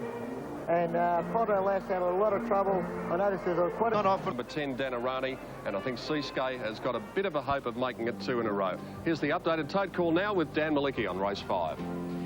$18.30 for State Taj. Juggler $4.20 and $1.80. Seascape $9. Avdon Negro $20.70. Tenor at $70. Danarani $7.70. Snap at go from John Letson. State Taj from Roy Higgins. Let's go. Stakes. Caught the way in a fair line. Juggler out meter point. Taj has also been off the track, followed by Sober Suit. A length away then to Mr. Marconi, followed by Danarani, Kingston Bay, Seascape, Juggler. Then came Allegro. Auntie Mary is back to the tail of the field with Avdon hooked out wide. At the 600 metre point, Talander over a length in front of Island Morn. Snap, Our Marquis, Final Tempo. State Taj ridden along 4 wide, and then Sober Suit, who's getting into the clear. Kingston Bay next. Danarani hooked out from Mr. Marconi. Juggler to the extreme outside. Seascape working through the field, and so too Auntie Mary. Running down to the 300, and it's still Talander over a length in front of Snap. Seascape's made up good ground. Then Our Marquis, followed by Sober Suit, and Seascape getting through the pack. Talander in front. Here's Seascape and Snap. Sober Suit wide out. Seascape getting through. He won this race last year, and he's going to win it again by the looks of it. Snap and Talander and Juggler late. Seascape in front. Seascape beat Talander, Juggler and Island Morn, and also Sober Suit close up, and then Snap just in behind those. It's been a very lucky race for us. You know, Dad's won it and David's won it 3 times, I think, and now, yeah, myself. So great. Yeah, David actually winning the last 3, and then you winning this one. It's amazing, isn't it? Amazing that David Hayes has won the race 3 years in a row before this, and now Peter Hayes takes over Lindsay Park. Here's a good horse and a great story. The 3-year-old is called Crying Game, and his trainer is an accomplished horsewoman called Angela Johnson. No stranger to the pressure that comes with Group 1 racing. And Crying Game, 700 to go. Races to the lead, a length and a half, Spider Burton. Third go the grey, Unpretentious, making ground from Old Cobber. Then My Pago, Balmoral Gate peeling off, followed by Actung Baby, then Barenzo. Kim Fighter's beaten, and last on the turn, Djibouti. 400 from home in the Derby, and Crying Game. First to see the judge, about 3/4 of a length, Unpretentious. A length away, then came Balmoral Gate, Old Cobber. Actung Baby sweeping around the outside, but 2:20 to go. And Crying Game leads a length and a half. Now 2, now 3. It's Crying Game by 4, 5. It's all over. Unpretentious, Actung Baby the outside, but Crying Game's going to bolt in. He's easing down to win by 4 lengths from Unpretentious, Actung Baby. After that sensational win, Crying Game attempted to become the first horse since Bart Cummings' great stayer Diana to win both the Derby and the Perth Cup. As they come to the home turn, getting well backed and on the bend, dropping out of it quickly, Assemblyman followed by Fimo. Bookett Serene at last is True Russian, but Crying Game is first for home in the Cup, and he gets away by 2 lengths around the bend from Bullwinkle and Ernesto, followed by Cloudy Bay. Then came Boheed, but 200 to go, and Crying Game well clear, leads by 3 lengths Ernesto and Bullwinkle, but the 3-year-old Crying Game, he's got the Cup won. Crying Game races home and wins by 4 lengths. Ernesto, Bullwinkle, Boheed fourth, followed by Darkstar. This was perhaps the most poignant human interest of the entire racing season. Angela Johnson, under the pressure of raising a child as a single mother, almost gave training away. Almost. She toughed it out, believing that everything around for her. Not only did he achieve that, but Crying Game has set Angela up for life. Crying Game is a son of warring nations, an American-bred stallion who... The Melbourne Cup may be the race that stops the nation in Australia. In New Zealand, its counterpart is the Auckland Cup, run over 3,200 metres at Ellerslie on New Year's Day. Following his convincing win in the Group 2 Waikato Times Gold Cup at Te Rapa 3 weeks earlier, the lightly raced 5-year-old Senator was a clear top choice among punters. The field in the Group 1 DB Draft Auckland Cup of 96 make the corner, 450 to go, and Cezanne's tackled by Regal Chief, who went to the lead and shot clear. Regal Chief now to Cezanne. Here come the challengers, Wigan Prince, Tom, Commander Chevelle, Touching Grace. Maxim's threading its way through. Regal Chief's in front of the Cup by 2 or 3 lengths. Juice with a big run, and Wigan Prince is coming after them, followed then by Maxim, Wigan Prince and Senator. This is the run. The Senator's got it. The Senator, great ride, Mark Sweeney has won the Cup. Maxim second, Wigan Prince third. A fairy tale result for 58-year-old dairy farmer Creason. Senator was ridden by the emerging star in New Zealand's riding ranks, Mark Sweeney. If the Auckland Cup is the ultimate race for a New Zealand state, then the pinnacle for sprinters is the Group 1 Railway Handicap, run over 1,200 metres at Ellerslie on the same afternoon. Into the straight, 400 metres to go, and Red sent by a length and a quarter on the outside. So Keen, Chosen Aces coming out after them. They're followed by Inside Newt, Crisp and Clear and Showtime, the race favourite. Jazzac, a fair bit to do. Red sent in front of So Keen and Chosen Ace. Inside the 100 though, Red sent is holding So Keen. Lotus coming home and it's gone whoosh, and it's all over the railway. Lotus scores from Red Scent and So Keen. They're into the straight, 400 metres to go, and Red Scent by a length and a quarter on the outside. So Keen, Chosen Aces coming out after them. They're followed by Inside Newt, Crisp and Clear and Showtime, the race favourite. Jazzac, a fair bit to do. Red Scent in front of So Keen and Chosen Ace. Inside the 100 though, Red Scent is holding So Keen. Lotus coming home and it's gone whoosh, and it's all over the railway. Lotus scores from Red Scent and So Keen. The New Zealand Racing Caravan moves south to Trentham in the second half of January for the Wellington Racing Club's fabulous Summer Carnival.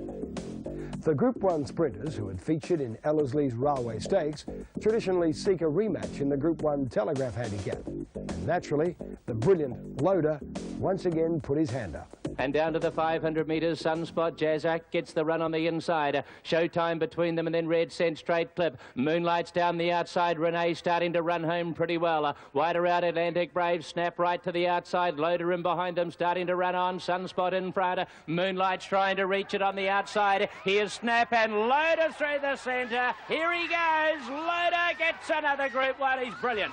Loader too good. With 11 wins and around 300,000 New Zealand dollars to his credit, Loader is a sprinter deserving respect. The gelding is the best product to date of the Australian-bred sprinter pre-Catalan. Riches in Sydney and Melbourne. Australia's first Group 1 of the new year is what used to be known as the William Reid Stakes, now titled the Australia Stakes.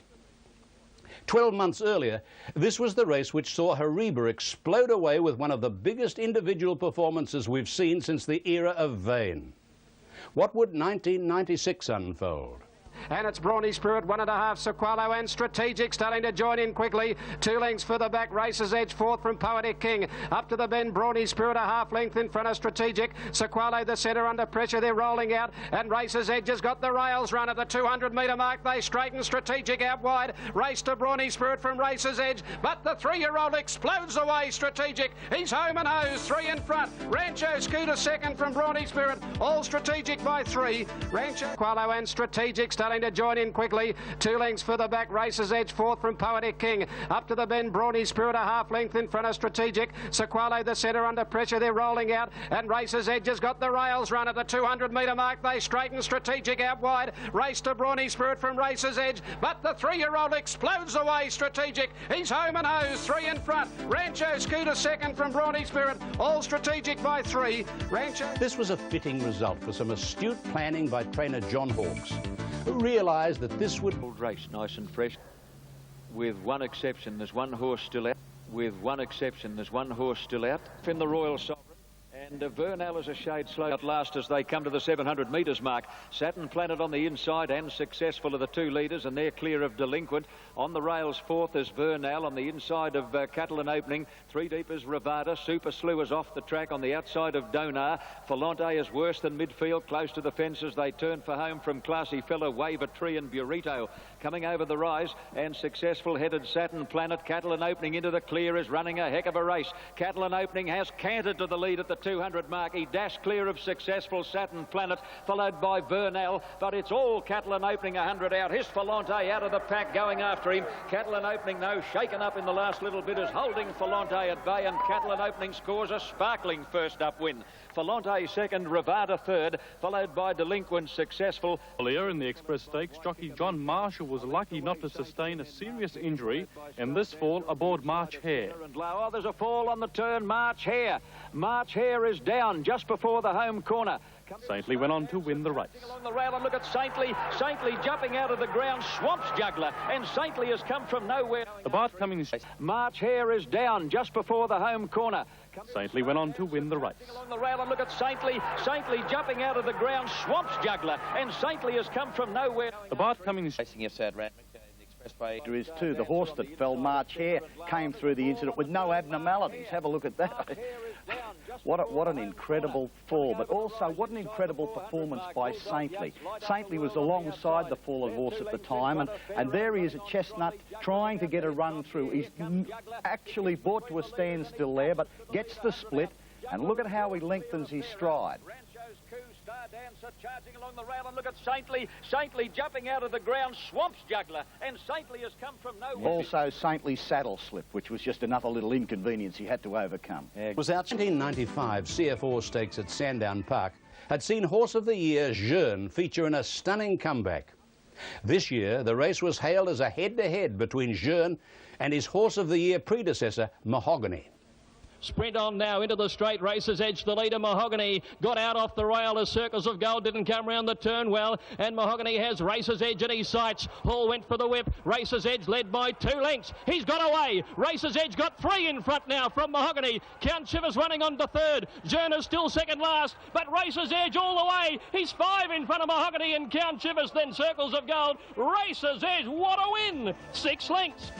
Of the tactical challenge. Racing this time, Jeune missed a 2.5 to 3 lengths. but the Gerald Ryan trained Racer's Edge dictated terms out front and moved clear approaching the post. No Jeune today, but Racer's Edge at Group 1 level careers right away, and Racer's Edge wins 6 lengths in the run home, Count Shivers. Jeune never got into the race, while Mahogany finished a disappointing 4th. The winner scored at 12-1. Count Shivers easing Lee Friedman's pain with a smart first-up performance. Later on. Yes, it was too. It was a crazy race. In fact, Racer's Edge stole the race and he didn't even do it. It's a broad-faced robbery. It wasn't a race at all. It was won by the best 3-furlong horse in the Orr Stakes. More on that later. I'll agree with you on the Friedman during the spring. The step up to 1,600 metres in the Cadbury Australian Guineas gave Flying Spur an ideal opportunity to re-establish himself. In the straight, Flying Spur, the leader from Salius, and Video Prince trying to make a line of 3, and they're followed then by Stork and a gap to Mad Hatter with about 300 to go. Flying Spur and Salius together from Video Prince and then Stork. It's Video Prince running a big race going up now to take the lead from Salius and Flying Spur. Video Prince, Salius, Flying Spur, what a go, a 3-way go now. Salius and Flying Spur reach the lead again. Salius, Flying Spur, Salius, Flying Spur, Flying Spur, and nose to Salius. The Colt... Before we late on Flying Spur. At the 100-metre mark, it's Flying Spur and Salius. Stride for stride in the Guineas. Salius, Flying Spur kicks and wins. Another victory for the Friedman stables. Flying Spur paying $4.90 for the win. But he may have run his last race. I'd be tempted to retire him because there's not much else a good colt can win other than the Golden Slipper and then the Australian Guineas. I think they're the 2 best races for colts because up to a mile seems to be the sort of horses we want to breed from now rather than Derby horses. Backed 11-2 to 9-2, Flying Spur, a narrow but impressive winner. Salius in her first test against the... Starters in the Blaney Stakes, but it was a class line-up that made for a spectacular dash to the line. And Racer's Edge is after Starstruck now. Starstruck in front, Racer's Edge wearing it down. They level to the line. Oh, great go. Not sure. Racer's Edge home by a nose with Paddy Payne on start. Just a field of 5, but it had plenty of excitement. And now Starstruck chiming in on the outside with a run. Racer's Edge still held up a little, but Starstruck has hit the front at the 200. And the good mare took the lead now from Paris Lane. Racer's Edge finally into the clear. Starstruck the leader. Racer's Edge coming at him hard. Racer's Edge, Starstruck. They go to the line of bobbing go between them here. Racer's Edge to the outside and Starstruck have hit it together. 2 straight weight for age wins for Racer's Edge, sprinting quickly after being held up for a long way. He might now be tried over a longer distance. Otherwise. The Australian Cup at 2,000 metres a possible target for Racer's Edge, despite being by sprint sire Rory's Jester. If not...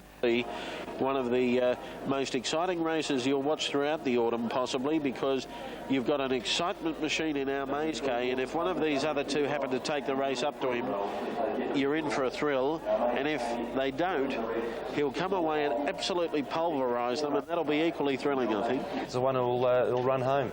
Yes, looking at the tote odds there, that's the way the punters said to $1.60 for our Maze K, $5.70 strategic, and $8.60 about Gold Ace. Gold Ace primacy with 550 metres to go. Brawny Spirit 50 metres to go. Brawny Spirit in front. Our Maze K is second. The outside Sequalo the rail. Just behind them Quality Gold. You remember Cut Up Rough and Gold Ace wider out. York has had to feel for our Maze K here with about 300 metres to go. Brawny Spirit in front of Sequalo. Our Maze K is hard ridden 3rd now, and then Gold Ace who's sweeping on the outside. Sequalo's hit the front of the inside from Brawny Spirit. Gold Ace, our Maze K is struggling. It's Sequalo in front. Gold Ace is mowing him down. At every stride, Gold Ace grabbed the lead and won it.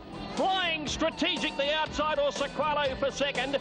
With about 300 metres to go, Brawny Spirit in front of Sequalo. Our Maze K is hard ridden 3rd now, and then Gold Ace who's sweeping on the outside. Sequalo's hit the front of the inside from Brawny Spirit. Gold Ace, our Maze K is struggling. It's Sequalo in front. Gold Ace is mowing him down. At every stride, Gold Ace grabbed the lead and won it. Flying Strategic the outside, or Sequalo for second. The second get more racing. Our Maze K is starting again in Saturday's Oakley Plate. Gold Ace started 13-2. He's set for the Newmarket. Strategic was a mighty effort. The barrier-proof car. Maze K, this is sad too. It now seems the outstanding New Zealand galloper will be retired to stud. A scan of his near fall. Stakes, the starter hits the button and they're off and running, and Falante on the outside is one of the first out. Mr. Victory outside. Mr. Victory in front at the 800 mark, a length on Nothing Like a Dane, a half to Delinquent in the centre. Falante is now moving closer to the lead, 3 deep, followed by Vernal. Catalan Opening is bailed up on the fence. Octagonal is now getting out into the clear, followed by Super Slew and Classy Fella. They're bunched up at the 500 mark. In fact, only 5 lengths covers the field. Nothing Like a Dane with the inside running is sharing the lead now with Mr. Victory on the outside. Making a line of 3 is Falante. Vernal is right off the track on the corner. Catalan Opening waiting for a split, followed by Delinquent and Octagonal getting a run between horses. In the straight, Nothing Like a Dane headed Mr. Victory. Octagonal taking a while to wind up. Catalan Opening getting the rails run. Nothing Like a Dane is in front, 100 out. Here's Octagonal down the outside, going to him quickly, but Nothing Like a Dane, just like the Victoria Derby, is still in front, and he's done it again. Nothing Like a Dane, he beat Octagonal. Catalan Opening probably third in front of Falante, followed by Classy Fella, and then Delinquent Super Bartville Stakes. Isn't Nothing Like a Dane a thorn in Octagonal's side? Number 2, Nothing Like a Dane, $4.10 and $1.60. Octagonal, $1. Stakes at Warwick Farm. Nothing Like a Dane could be on the way to earning a champion's tag after his magnificent win, but Octagonal, although beaten, proved he too is back better than ever. Up, but he seems to be more adaptable. Not a strategic Octagonal, he seems to be more adaptable. On that performance, how can Octagonal ever beat him at any distance, Max? Well, Octagonal is just a bloody good horse. And that's why you can never say he'll never beat him, because it was a superb performance again yesterday. Yes, certainly Juggler has plenty of scope for improvement still, which is difficult to imagine on his win in the Apollo yesterday, because he did it with great authority. Saintly, I don't know whether you'd say was disappointing. Certainly if you backed him, he was disappointing, but for a couple here, Max Ravada and Magic Road. Yes, and the jockey Jay Powell was suspended for 8 meetings, and just here he'll cross in sharply. That's Saintly, they're checking off him now, but look at the authority the Juggler's gone to the line, not really touched.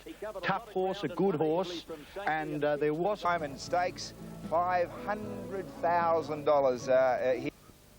Thank you, Brendan. Yes, Tolerance won the first Blue Diamond at Caulfield. There's Polish Native, followed by Jump and Jive, who's a good way back with Matrilineal. Clang is among the tail enders there in company with Pratlar. As they race down with 500 metres left to go, they're on the course proper. Paint the leader by length. Winger Charger, Express Gold trying to get through on the inside. Miss Jugar, our cashier, looking for a way out. She's balked for the moment down the outside. Clang is starting to run on, but Paint is travelling very easily coming to the 200. Paint is well clear by 3 lengths to Flavour, who's now second, coming down the outside. Our cashier and Clang, but Paint is in no danger. Paint is going to bolt him with the Blue Diamond. Paint is well clear. Flavour second, our Cashel Clang, and then happened, but Paint wins very easily. 3 lengths to Flavour, third our Cashel. Fourth home is Clang. The name of Paint. And it's on the inside, Paint the leader to Winger Charger, Express Gold breathing behind them, looking for the way clear. They were followed by Miss Jugar and Flavour, and then our Cashel looking for an out. Had to squeeze out of a pocket there, and Clang coming on the outside, but Paint is away at the 200, broke 4 lengths in front now to Flavour. Then our Cashel and Clang on the outside, but Paint at the 100, led by about 4 lengths to Flavour. Then our Cashel and Clang, and Paint kept going. Paint is going to walk it in. A brilliant win to Paint over Flavour, our Cashel third. Paint scored at 13-2. Clang starting the 4-1 favourite and finishing just out of the money. They got it back by the halfway mark. This is one of the most devastating Blue Diamond Stakes wins you would see. This is a fantastic win in the Blue Diamond. That's our Cashel, my Golden Slipper Tip, running on. She got into a little bit of a skirmish. Thoroughbred horse race, the Group 1 Chipping Norton Stakes of 1,600 metres at standard weight for age.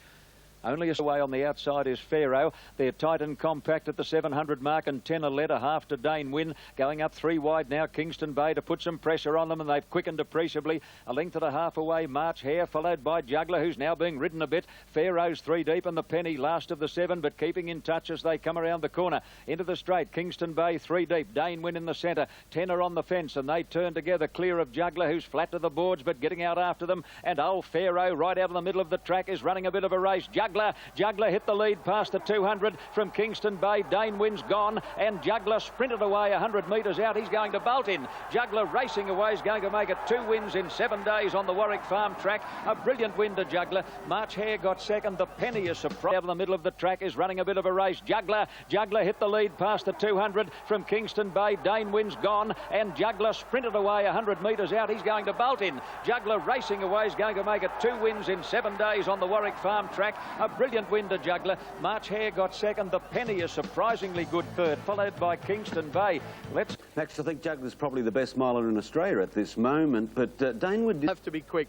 Number 1 Octagonal, the Cox Plate winner, is a raging hot favourite, and now at $1.40. $8.50 Classy, $16 Super Slew, $8 Falonte, 26 Future King, time, and 21 Bravo Zulu. They've jumped. Slew from the outside gate. They've got 700 to go. Super Slew the leader. They're picking up speed now. Octagonal second, in third spot, Payback Time, followed by Bravo Zulu, and then Falonte, Classy Fella, and ahead away on the outside, Future King. 5 lengths first to last. Octagonal's under pressure coming to the turn. Super Slew the leader. Darren Beedman hard at work on Octagonal on the outside. Bravo Zulu in third place, and then Falonte, who looks to be making heavy weather of it, and wide on the track. Payback Time. Future King is running on well. In the straight, Octagonal flat to the boards to head. Super Slew. They're clear of Falonte. Bravo Zulu on the fence. Octagonal full bore. Falonte is having another go at him. Octagonal in front. Beedman's got to ride desperately. Falonte can't quite pick him up, and Octagonal fell in to win the Guineas by a long head to Falonte.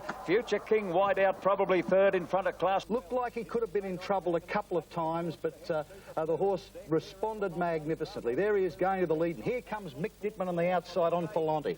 4 seconds yesterday for Mick, but certainly he's lost none of the old verve. The horses just weren't good enough. And Octagonal responded. The time-honoured Newmarket handicap down the straight 1,200-metre course in less than 60 seconds. Let's see these prices. All our mob at 14, last year's winner. Seasky at the primacy at 40. Baryshnikov out to 5.5 to 1. Gold Ace, probably favourite now with 1. Strategic favourite on the tote at 5 to 1. 14 Brawny Spirit, a bit of money for him in the ring.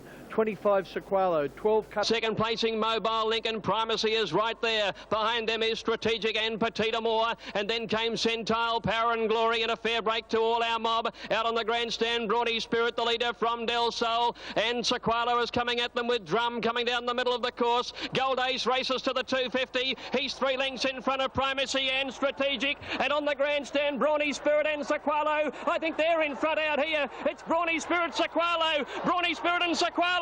Brawny Spirit taking the lead. Brawny Spirit, he's won it from Sequalo. The vagaries of the... Well, if you're observant, tip early in the day off Gary Willits when he come on and said, with a northwesterly wind, the horses down the outside are the ones to beat. And there you see Brawny Spirit kicking back to beat Sequalo in the centre in the blue colours. A win for the battlers. Pony-sized Brawny Spirit, all heart and speed. Michael Clark now not getting the rides he deserves, and popular low-profile trainer Mick Winks surprised his little horse had run so fast. The record, you wouldn't believe it, but I rode him down the straight this morning on the wood chip. All he wanted to do was fly with me, and I didn't think I was going to stop him.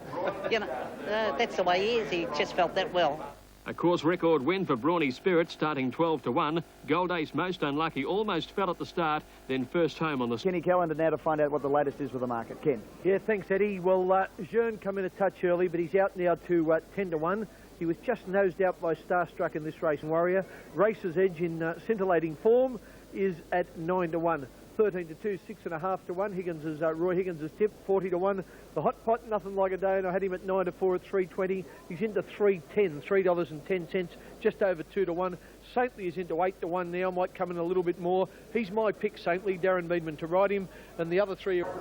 Set off and running in the Australian Cup. A good even start too, with the exception of Jern, who missed it a couple of home turner, and back behind them, then gaining ground. Saintly is coming to the picture, and Viali is just in behind them, and Racer's Edge is taking closer order. Peep on the Sly as they come around the home turn. 600 metres left to go. Nothing like a Donor the leader. Close up on the outside, going forward very quickly there into the picture is Dark Czar with a good run, and he was followed by over on the inside Campaign Warrior. Saintly, Racer's Edge is not finding a great deal. Viali, Jern from a long way back. Nothing like a Dane, the leader, being tackled in earnest now by Campaign Warrior, and over on the outside there, Saintly is joining in. Star Dancer behind them, Paris Lane, and they're followed by Peep on the Sly. Saintly hit the front of the Australian Cup, and as well clear in the final stages. Saintly drew away. Nothing like a Dane can't go on. Peep on the Sly finishing on, but it's Saintly's Australian Cup. Saintly wins it well. Second home, I think, Bialy. Peep on the Sly. Third, Circles of Gold. Nothing like a Dane, and they... Bound now, Nothing Like a Dane at the 600 metre mark will just be the leader around the turn from Campaign Warrior. Paris Lane 3 out, 4 wide is Saintly. Star Dancer just behind them when they corner, then Circles of Gold, Racer's Edge and Vialia from Peep on the Sly. Next Jern, 350 to go now. Nothing Like a Dane Joan in front. He's had to go for the whip. Campaign Warrior and Saintly coming at them on the outside now. It's Saintly and Nothing Like a Dane, the 2 3-year-olds from Campaign Warrior. Vialia, Circles of Gold and Peep on the Sly, but it's all Saintly. He's raced away. 11 for Bart. Saintly by about 4 lengths. He gaps them and wins it easily.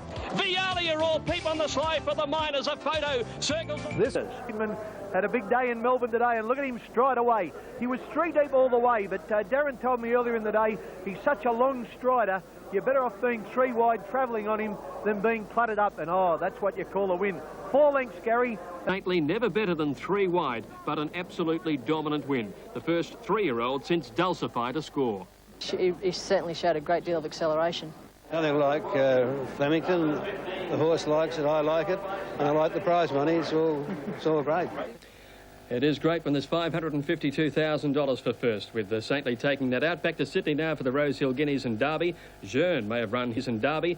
Jearn may have run his last race. At $12, it's odds of 11 to 1. Iron Horse at $6. I've had a couple of bucks on Iron.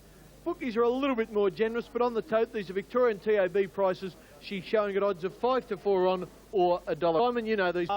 Good start, 2 and down on the inside. McCress, one of them on the side, 500 metres out. Celius, a length and a half. Hurricane Storm. Iron Horse is now being hard ridden, not responding. Dropping out, being passed there by Scenic Royale on the outside, joining in as they make the home 10. Celius, the leader. A length, Scenic Royale could be the immediate danger. 2 lengths away, Hurricane Storm. The other struggling, headed by Iron Horse as they make the home turn. Celius about to be tackled by Scenic Royale on the outside. Scenic Royale is level with Celius, who fights back, but Scenic Royale has taken the lead inside the final 200 metres. Celius battling back gamely on the inside. Scenic Royale is just in front. Scenic Royale too good. Scenic Royale a half length to Celius. 5 lengths away, third Hurricane Storm, followed by Skybow, who made up a heap of ground. Elqua here. Run similar time to the Cox Plate, won by Octagonal. Celius gallant in defeat at 10 to 9. Scenic Royale. Could have the result. Brawny Spirit is out. 270 Hariba. $12 Hero Wind. 17 Grand Bay. 21 Racing. No, Hero Wind backed out. Racing.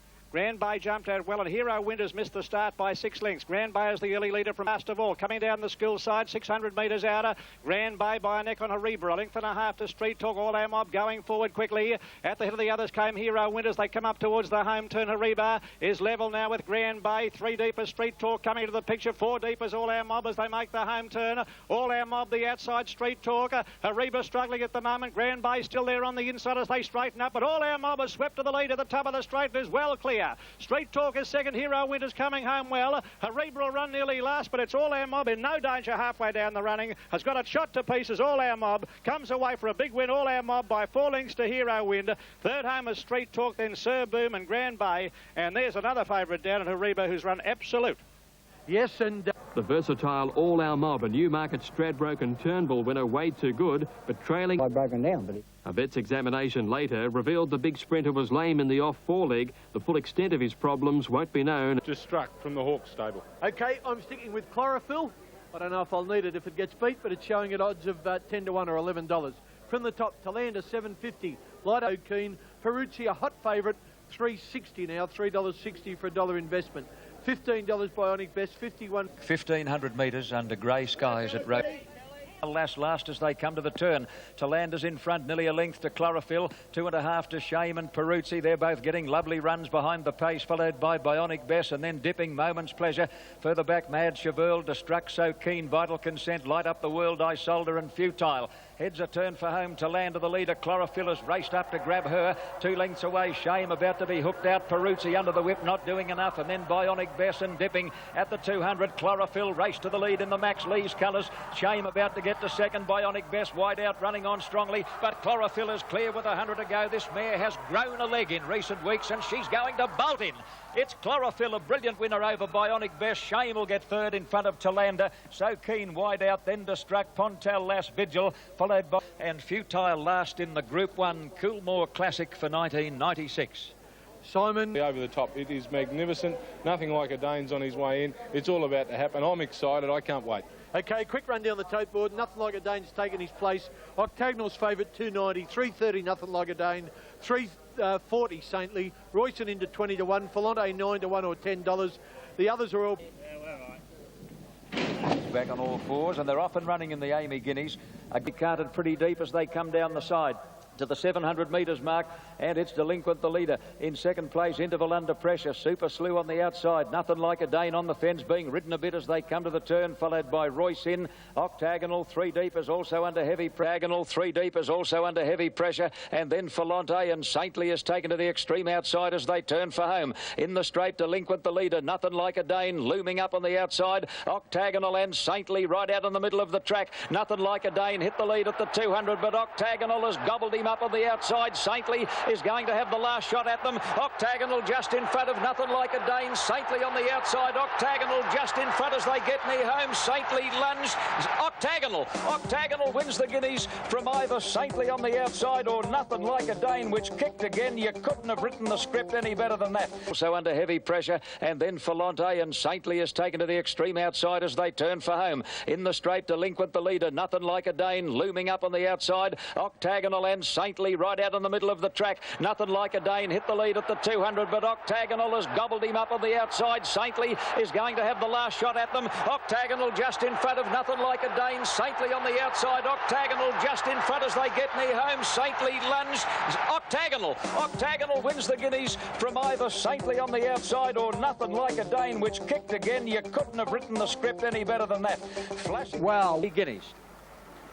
Well, you wouldn't get a better finish than that. 3 great colts, all perfectly ridden, all had their chance. The winner Octagonal 290, 130. Second, Saintly. We had the horse right on the right day, and turned out to be a great race. And I think the whole 3 of them had every chance to run him down. The other 2 had every hope, and I think the best horse on the day won. I think there's still a lot more to come for the autumn, isn't there? Oh yeah, I mean this is what racing's all about. The next time. A remarkable day, a truly historic day, because it was one of the great finishes in racing.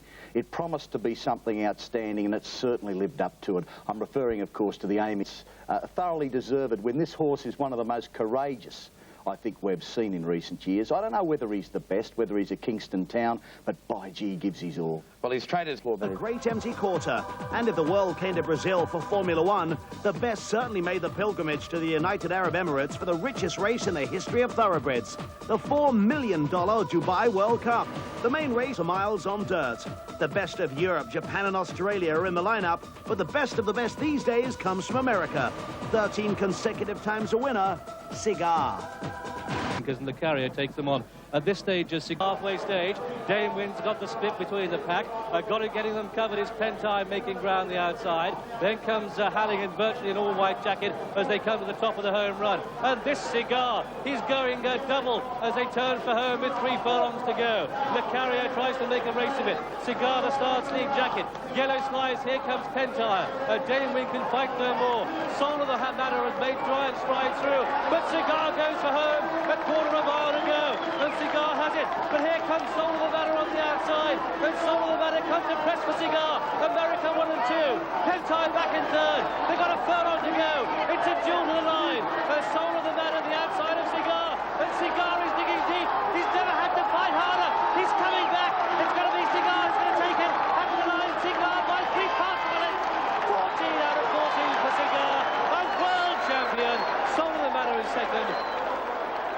Yes, the Breeders' Cup commentator describes Cigar the best, I think. The incomparable, invincible, unbeatable Cigar. For length, one last. Cigar has now won 14 races in a row, and his Dubai check takes his total earnings to $7.7 million US. That's almost 10 million Australian. The Octagonal Fan Club, mate. I am the president of the Octagonal Fan Club. Last week you talked me out of backing him on Friday night. I don't appreciate that. He's my favourite horse. I'll stick with him wherever he goes. I think he's a genuine horse. $8.50 for Viali, 100 to 1 is Dark Czar, $9 electronic, 40, 650 Count Chivas, down to the 2 favourites, $270 now for Octagonal, $350 for Saintly. They're about to jump. Here's John. Sadie's Classic.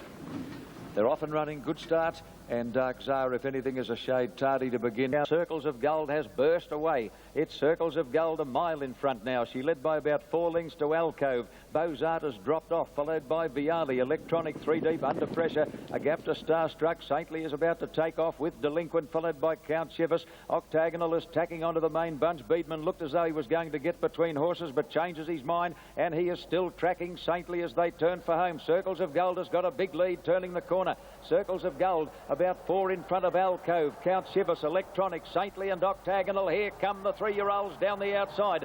Circles of Gold in front at the 200. Count Shivas in the centre. Octagonal, Saintly's gone. It's Count Shivas and Octagonal. Octagonal headed. Count Shivas close to home in the Mercedes Classic, and Octagonal, desperately ridden by Beedman, is drawing away. He'll win. Octagonal has won brilliantly.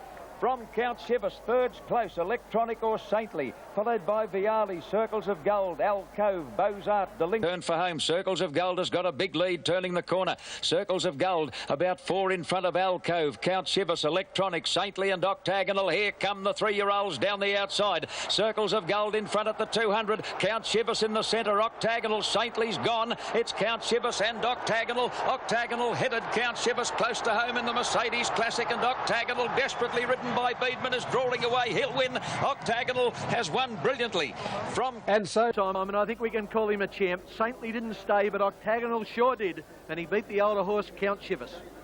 Absolutely sensational. Darren Beeman, you see a little...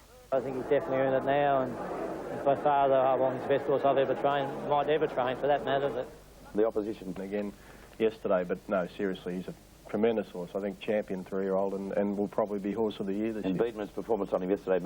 Yes, there's Octagonal. What a courageous horse, what a good horse, but another tough run. You just wonder whether he can back up and be as good in the AJC Derby, but that's what quality horses are all about. They can do what the average horse doesn't. He's won 5 Group 1 races, and if he wins the Derby, Max, when you look back to the Cox Plate, the Rosehill Guineas, the Canterbury Guineas, and the Classic by any name, no horse, even Kingston Town, who missed the Canterbury Guineas, has won that quintet. No, and it's hard to tip against him in the Derby. Simon. He'll win the Derby, and then we'll be saying he's even a better champion than what we thought. He'll be better than Kingston Town. He'll be the best horse we've seen in 40 years. I wasn't expecting that answer, but thanks anyway. On the tote, it's 4.20 for Paint. Down them quickly. Flavour 10, XL Pilot 17, Cleng 10. Runners. Merlin is showing $5.30 now, and Zaya into $5.90, as most of them are gone in to the barrier for the running.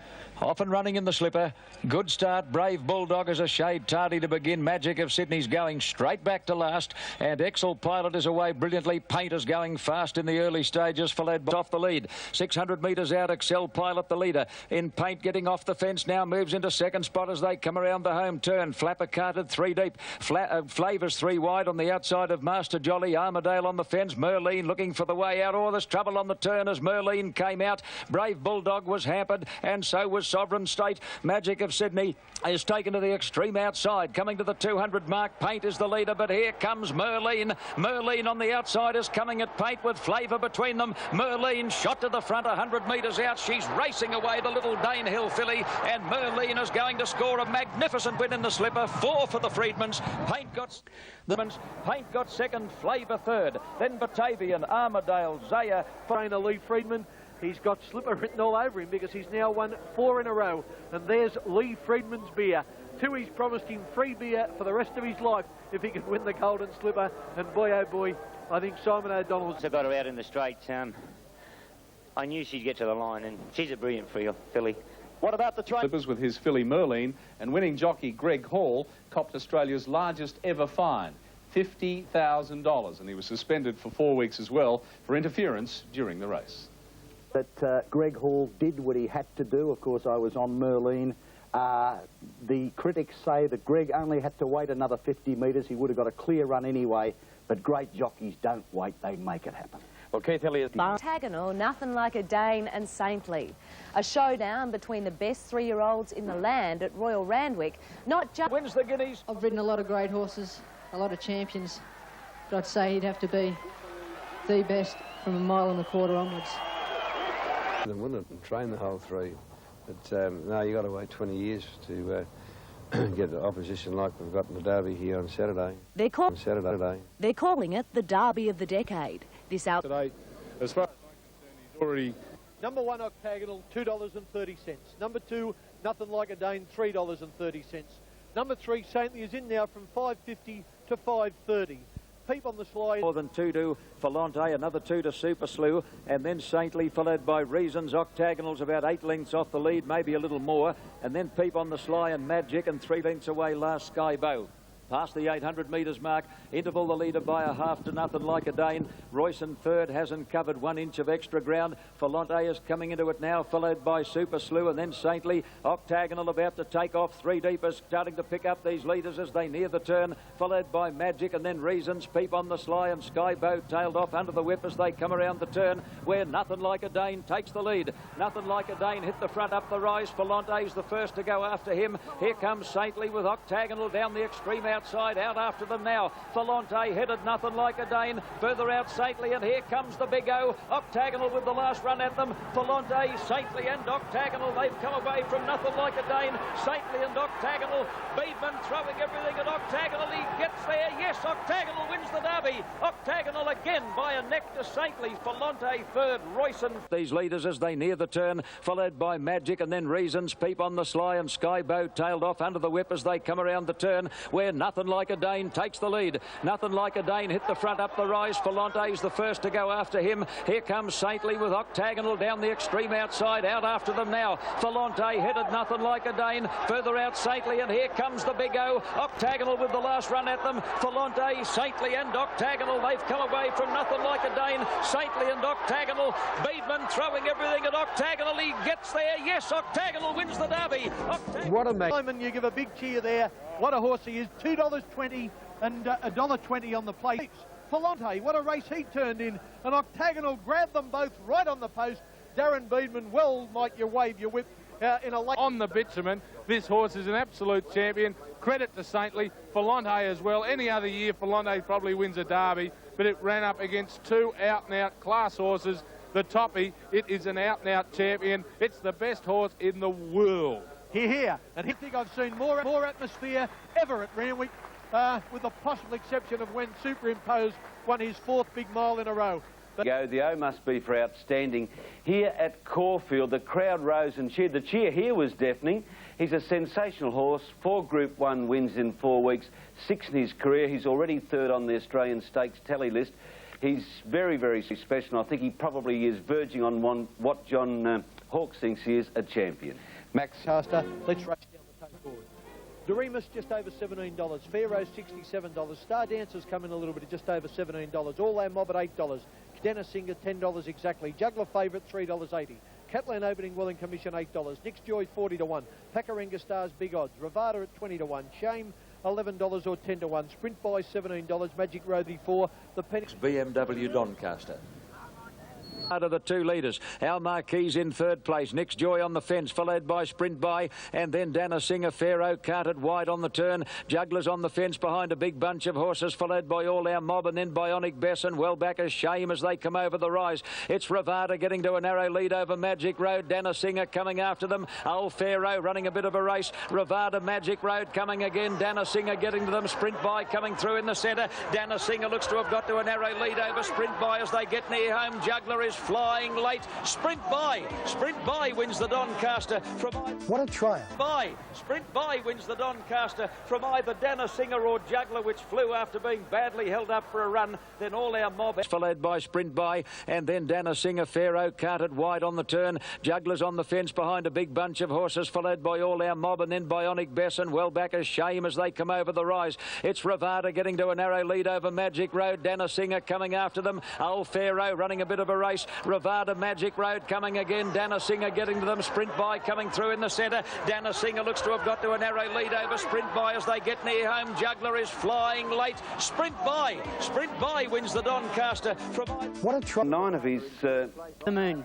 I think you'll get back... Miler, he's won 9 of his 16 starts. And Gay Waterhouse run the race 10 times, and I think you'd get a different result. I think the point must be that it was Boss's Ride that won the race. Juggler, I think, would win 8 out of 10. All Our Mob, who was 4th. Dana Singer looks to have got to a narrow lead over Sprint By as they get near home. Juggler 3 off the fence with a white cap. Sprint By wins the Doncaster. 2 more hops and the Juggler would have won. The early race hockey in $5. Dana Singer $4.30. Juggler $1.90. Darren. $5. Legal Agent TAB number 2 at $15. Sequalo at $21. Gold Ace pressing for favouritism He's exactly showing 5.20 at the moment. The Pat stands in nicely, so does Captain Lee. Gates open, they're off in the Galaxy. All very slow to move. Patch, Identikit, Coburger can't get on the track. A mile back is Gold Ace with Captain Lee monopolised. Drummond on course is absolute last as they come around the corner.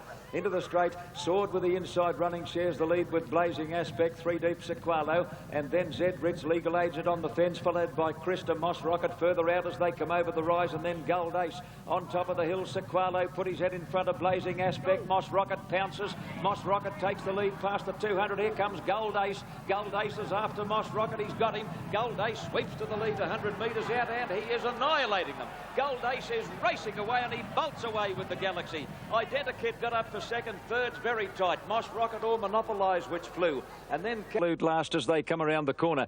Into the straight, Sword with the inside running shares the lead with Blazing Aspect, 3 deep Sequalo, and then Zed Ritz, Legal Agent on the fence, followed by Krista Moss Rocket further out as they come over the rise, and then Gold Ace on top of the hill. Sequalo put his head in front of Blazing Aspect. Moss Rocket pounces. Moss Rocket takes the lead past the 200. Here comes Gold Ace. Gold Ace is after Moss Rocket. He's got him. Gold Ace sweeps to the lead 100 metres out, and he is annihilating them. Gold Ace is racing away, and he bolts away with the Galaxy. Identikit got up for second. Third's very tight. Moss. Well, just too good, Gold Ace. A top horse, another 3-year-old in this vintage 3-year-old year. As we pick them up, Gold Ace... A bit hard on it. Start came out in a beautiful line. It'll be hard to find an early leader. One of them is Stony Bay, Catley.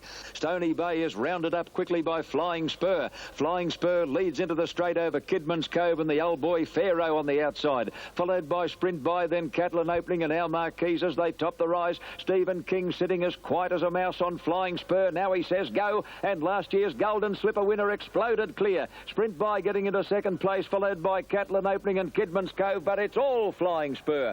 Group 1 win number 68 coming up for the Freedmans, and another big one for Stephen King. Flying Spur trotted in the All-Age Stakes. Sprint By got second, Catlin opening third.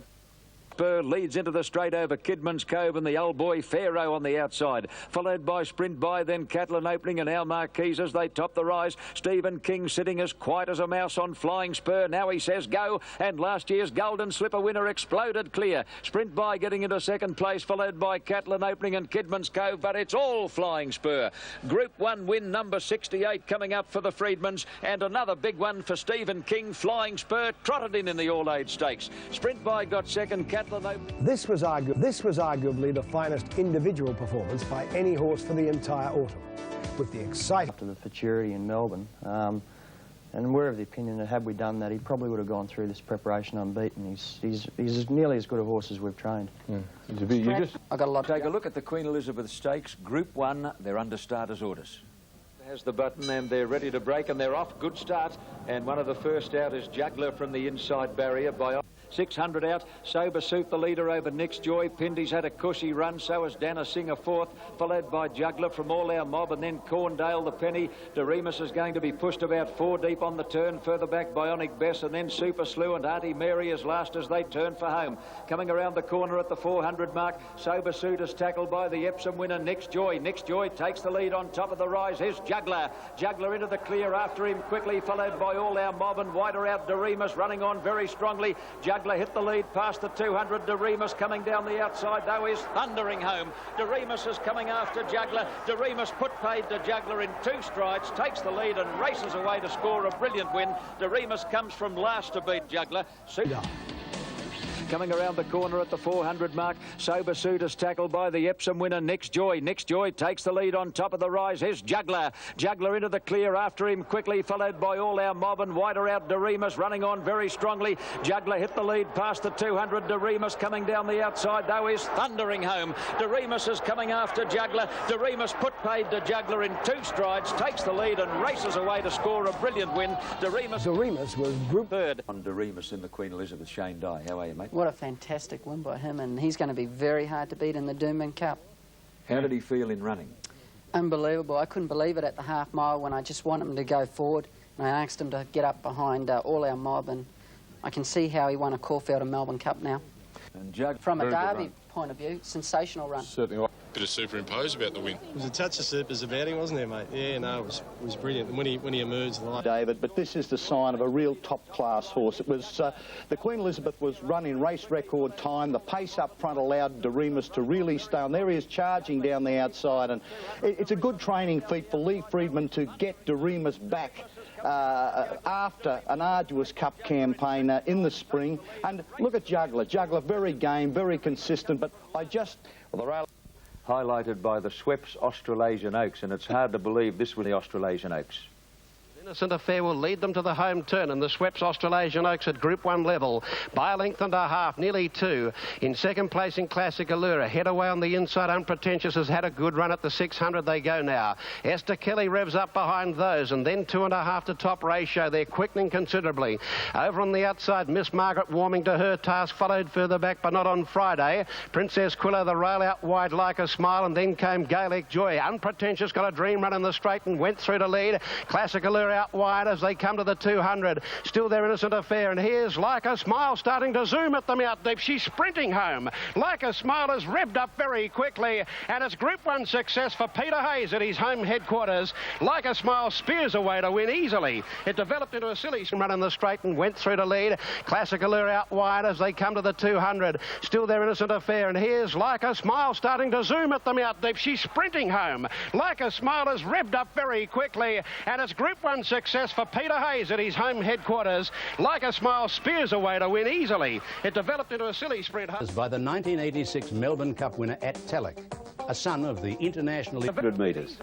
You've got to check there on the turn too, Max. To my eye, that was class with a capital C. Obviously been trained for this carnival, obviously will get better, and obviously will be a worthy rival to the top-class fillies like Salius. Also Persian Fly. Explain, Chief De Beers. Covered more territory than Vasco da Gama. And you were should on have won the Stradbroke. And you were on it, were you? Yes, unfortunately I didn't lay the odds on Juggler, but I think the merit in this performance, Wayne, is just the last furlong and a half that this horse produces. I'm not saying he's beating anything of merit, but by gee, the way he's lengthened there, he's a top-class racehorse, this bloke. He's very, very good, Max. He was pitchforked into the race, really, with just 55.5 kilos on his back, but he showed his real class over kind to him as he possibly could be, because he realises he's got that big assignment coming up next week, the Durban Cup, in which he'll be taking on the Melbourne Cup winner, Doremus. Now, it's going to be... Doremus began OK, and so too did Juggler and Stony Bay over near the inside, the first to come out. Private Label began. Corner 500 to run. Delinquent on the outsides, just in front of Stony Bay and Juggler's camp right on the hammer. A length and a half to Crying Game, and then Doremus pulled to the outside, and then came All Out Mob making ground around the turn. The 3-year-old Delinquent is the leader. Juggler's gone up to join him. All Out Mob, and now Doremus is coming with a big run on the outside. Gay Waterhouse and Juggler hit the front of the 200. All Out Mob in the middle. Doremus on the outside. It's Juggler the leader with 100 metres to go. Doremus is trying hard to pick him up. Juggler in front. Doremus is not going to get him. Beatman throwing everything at Juggler, and Juggler wins the cup. Juggler beat Doremus. Third All Our Mob and Gay Waterhouse 1 and 3. Behind Cup, Delinquent's gone to the lead. Juggler's coming after him. Stony Bay still there. Here comes Doremus down the outside with All Out Mob. Juggler hit the front. 300 metres to go. Juggler in front, a length clear. Doremus is coming after him on the outside with All Out Mob. Juggler's still in front. 150 to go. Doremus trying hard to get to him. Juggler's the leader. He's holding Doremus. Doremus can't get there. Juggler's too good. Juggler first. Doremus second. All Out Mob third. But it is The Doomben. Yes, I will. I think Juggler's a very good horse, John. I think it's not as good as Octagonal, but it's a very good horse. And Doremus, yes, as Shane said, didn't handle the track. I think there's more to be seen. But one thing with... It was very, very gluey. And there's no doubt he's a Cox Plate horse, both them, Juggler and Doremus. Break that group. The QTC Cup, Group 2, terrific race yesterday at Eagle Farm. To go. And they're off. Oh, Loader missed the kick off the inside gate. He's last away. Mamselle Padrille first out, and Suntain began quickly. Hariba's going fast with Ruslan and out. 100 metres mark, and the big horse Hariba the leader. Coburger second, Chief to be is third, then Mamselle Padrille fourth on the inside of Suntain. A length away Ravala around Captain Lee, followed by You Remember. On the fences, Loader followed by Ruslan, then Cohort on course, followed by Drum. A long way back as Taos and Persian Flyer, and Telesto as last as they round the corner. Into the straight, and Ariba is the leader. He's a length in front of Coburg, and Ariba is the leader. He's a length in front of Coburg. Chief de Beers pulled to the outside, then Mamselle Padril. A length away, Suntane. Captainly pulled out to make a run, and then Loader. Ariba's in front, 300 out. Chief de Beers, Suntane, Coburg battling hard. Captainly on the outside, Loader's making ground, and then Rootsland. But Ariba's well clear inside the 200. He kicked away. He's in front of Chief de Beers. Loader getting home hard, Captainly. But it's all Hariba. He's raced well clear, close to home, and Hariba's bolted in. Bookmakers had bet. Hariba is the leader. He's a length in front of Coburg. Chief de Beers pulled to the outside, then Mamselle Padril. A length away, Suntane. Captainly pulled out to make a run, and then Loader. Hariba's in front, 300 out. Chief de Beers, Suntane, Coburg battling hard. Captainly on the outside, Loader's making ground, and then Rootsland. But Ariba's well clear inside the 200. He kicked away. He's in front of Chief de Beers. Loader getting home hard, Captainly. But it's all Hariba. He's raced well clear, close to home, and Hariba's bolted in. Bookmakers had... Hariba, that must house a great big heart. Shane, is he back as Australia's top sprinter? There's no doubt he is. He was very impressive yesterday. I like the run of Teleste. Simon, they're going to have to put a big Kelvinator fridge on his back to get him beaten for the rest of this campaign. There's only two things that can beat him: if his front legs give out or it's wet. Let's hear. When he kicked, he felt fantastic. So, you know, he's run a course record today and he's beaten by 3, and he's carried 60 kilos. Drops to 57 in the Stradbroke, and I'm not getting off him. You said it, mate. Magnificent sprinter, and that's what Hariba is. He is truly an outstanding racehorse, and all I hope is now... Aaron Beedman for the QTC Sires Produce Stakes at Eagle Farm.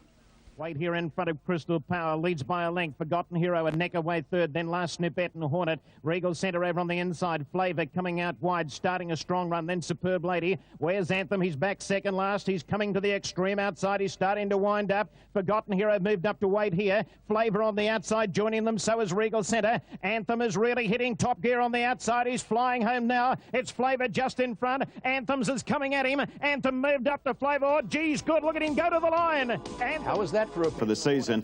This is an outstanding young horse. The way he puts in over the final stages. Now, he's got the black and the white cap on. There he is, second last with 250 metres to go. Now, watch him extend in the straight here. Look at him flatten out and come out after these leaders. There's his stablemate Flavour and the Cerise going to the lead. Regal Centre just inside of him. But look at the claim that this fellow's launching on the outside, Anthems. He's an outstanding horse. They were talking about Cox Plates after his win in the Sires yesterday. John Hawke said... He looks something special. He's class with a capital C. You know, he just switches off mid-race. He felt like a mile and a half horse over the crossing. He just switched right off, and you know, he's got a great turn of acceleration. Zone. As they come up towards the home turn, they've got 450 metres left to go. Barvo taken on by Battlewise. Battlewise sprinting quickly, went to the lead. Faience is into the clear. Super Slew down the outside, starting along. Run Revenge is still there. Priceless Asset, Fresno Canyon behind them, and Valance is pulled to the extreme outside. Faience immediately under pressure. Super Slew hit the lead. It's Super Slew just in front of Battlewise. Revenge sticking on. Valance is coming with a big run down the outside. Super Slew in front. Valance is going to him with every stride. Super Slew just in front. Valance diving on the line. Photo close. Valance or Super Slew, nothing in it. The Queensland team on the outside, Super Slew and Revenge, and Valance is coming home. Faience the first beaten. Battlewise tackled by Super Slew and Valance on the outside from Revenge. It's Valance going to Super Slew. Super Slew and Valance. Super Slew and Valance. They hit the line. Valance, I think, a nose. Valance, I think, a nose. Super Slew right on the line. Revenge. And there's the photo finish still. Alan Thomas was in good form yesterday. Valance, because this was the winning the Derby, he had this to say. Thanks, H, mate. This is unbelievable. This just goes to show all them critics can stick it up their arse and said I wouldn't be right to ride, but I don't prove them wrong. And he's got home. Certainly did, mate. Lovely. Don't worry about that. This horse will win the Doncaster next year. Well, stewards are having a look at copy of that particular interview. Big bet here because Anthems is a bit too short, although he's just eased on the tote. I'd love him to win. He's won 5 of his last 6. Oops, I'm going the wrong way there. He's now showing $1.60 on the tote, which is odds of around 7 to 4 on. Now, so stand by for a start. Anthem's one of the shortest price favourites in the history of the race. His weight here, followed by Star Covered Anthem, second last as they approach the corner, and last of all is Suggestive. Over the crossing, 600 out, Super Espion is the leader. He led from Aussie Dapper, followed then by Camino Rose Dayton on the fence from I Like Him. Then Foreign Minister, followed by Geiger Man. We'll have a look for Anthem. He's got two behind him as they wheel into the straight. Past the 400, Super Espion, the leader. Dayton getting off the fence from Aussie Dapper. Then Camino Rose, Foreign Minister, I Like Him, Don Tristram, and Anthems is a long way back. Coming past the 200, and Dayton hit the lead from Super Espion, and here's Camino Rose. Here's Anthems. He's out now, Anthems, and he is going to fly. Anthems coming after Tambour, which got a split in Dayton. Tambour raced up. Anthems flew out wide, and I'm not sure in this. This is very close. Anthems finished out near the outside fence, and Tambour is 400. Super Espion, the leader. Dayton getting off the fence from Aussie Dapper. Then Camino Rose, Foreign Minister, I Like Him, Don Tristram, and Anthems is a long way back. Coming past the 200, and Dayton hit the lead from Super Espion, and here's Camino Rose. Here's Anthems. He's out now, Anthems, and he is going to fly. Anthems coming after Tambour, which got a split in Dayton. Tambour raced up. Anthems flew out wide, and I'm not sure in this. This is very close. Anthems finished out near the outside fence, and Tambour has burst through in the middle. Here he comes. Here he comes, boy. And they've hit the line. Well, just a coming champion Stayer has dived down the outside, Anthems. And boy, oh boy, I just don't know when they've hit the line. Anthems or Tambour. It'll be a crying shame if he's got beaten. Anthems has won it. Number one, Anthems, the young champion, has won the Castlemaine Classic. It's the 600. How did you rate your chances? 1,000,000 to 1. Oh, he's a bit of a heartthrob to ride, let alone watching the stands. But what an exciting horse. You know, he's just got something that a lot of horses haven't got, and that's pure determination and a great acceleration. Mate, does he just go to sleep in the run? You know, it's not till he's going to get over 1.5 miles you're going to really see the best of this horse. Spectacular. We've seen in Brisbane for quite some time, and he'll go down as one of the all-time great Castlemaine winners, and I'm sure he's going to prove that he's one of the greats of the Australian turf during the spring. His touch to about $11 on the TAB, or odds of 10 to 1. Electronic is at roughly the same price. Desert Chill at 15 to 1. Tote $4.60, odds of just over 7 to 2. Maxim from Adelaide St Leger winner Cedo Bridge, 9 to 2 Dupain, very much in commission, about $5.60 now. 80. Super Sleuth swinging to the outside. They've hit the straight now, just on 400 metres to go. Dupain sprinted quickly on the outside. He's really turning it on, Dupain, and he's raced away from them. 300 metres to go. Dupain's raced away. He's 3 lengths in front of Gossip's French Resort. Then Maxim, the Phantom Chance, and Super Sleuth. But boy, look at this. It's Dupain well clear with 100 metres to go. He's killing them in the Brisbane Cup, and he's going to win it easily. Dupain first by 6 lengths. Maxim second. Super Sleuth third. Then the Dupain swinging to the outside. They've hit the straight now, just on 400 metres to go. Dupain sprinted quickly on the outside. He's really turning it on, Dupain, and he's raced away from them. 300 metres to go. Dupain's raced away. He's 3 lengths in front of Gossip's French Resort. Then Maxim, the Phantom Chance, and Super Sleuth. But boy, look at this. It's Dupain well clear with 100 metres to go. He's killing them in the Brisbane Cup, and he's going to win it easily. Dupain first by 6 lengths. Maxim second. Super Sleuth third. Then the Dupain second. And Dupain now looms as a real chance in the Caulfield Cup and the Melbourne Cup. He completely demoralised the opposition in the Brisbane Cup, winning by 6 lengths. Yesterday, of course. Can Grande at the 300-metre mark in front here of Maltese Grey. Here's Moss Rocket on the outside, making his run from Steel Switch. Montana Sands down the outside, and then Legal Agent Victoria Park struggling. Can Grande and Moss Rocket, the 2 champs, come away to fight it out. Moss Rocket, Can Grande finding something. He kicks. Is he good? Yes! Can Grande ahead to Moss Rocket, Legal Agent third. Grande at the 300-metre mark in front here of Maltese Grey. Here's Moss Rocket on the outside, making his run from Steel Switch. Montana Sands down the outside, and then Legal Agent Victoria Park struggling. Can Grande and Moss Rocket, the 2 champs, come away to fight it out. Moss Rocket, Can Grande finding something. He kicks. Is he good? Yes! Can Grande ahead to Moss Rocket, Legal Agent third. The Ramone at Grafton. Can Grande's done it again. That's 12 out of 13 races that horse has won. Ken, have we got another superstar? Well, he's a very, very good horse. You can't underrate a horse who's had 13 starts for 12 wins. He won 6 in a row. Inexplicably, he ran terrible here one day at Rose Hill. Then he's won another 6 in a row. Like Moss Rocket is very close to the best sprinter in Australia, certainly in the top 2 or 3. Can Grande, a 3-year-old, beat him at Grafton. I thought he beat him fair and square, and I backed Moss Rocket. Good day. Now he's done it again, making it 15 in a row. Almost at a canter, he won the Massachusetts Handicap in Boston. It's Cigar in front, and down the stretch he comes, on his way to his 15th straight victory. And let this racehorse burn in your memory. We won't see another like him in our lifetime. Yep, take a long look at a genuine wonder horse. That win takes him within just one of the record 16 consecutive victories set by the great Citation. A lot of champions at times with racehorses. Cigar is one of them. Last night he was running at Arlington, or I should say the early hours of this morning, to try and match Citation's record of 16 wins in a row. Now we'll show you this race. He's number 10, he's in the Star and Stripes colours, and our race call, interesting enough, Racing, and to the roar of the crowd, Polar Expedition breaks first. Honor and Glory firing out of the inside gate. He's going to go there. Here's Cigar moving up into third position, just a length from the leader. Then comes Elditch in the pink cap. Unbridled Song couldn't sprint with Cigar.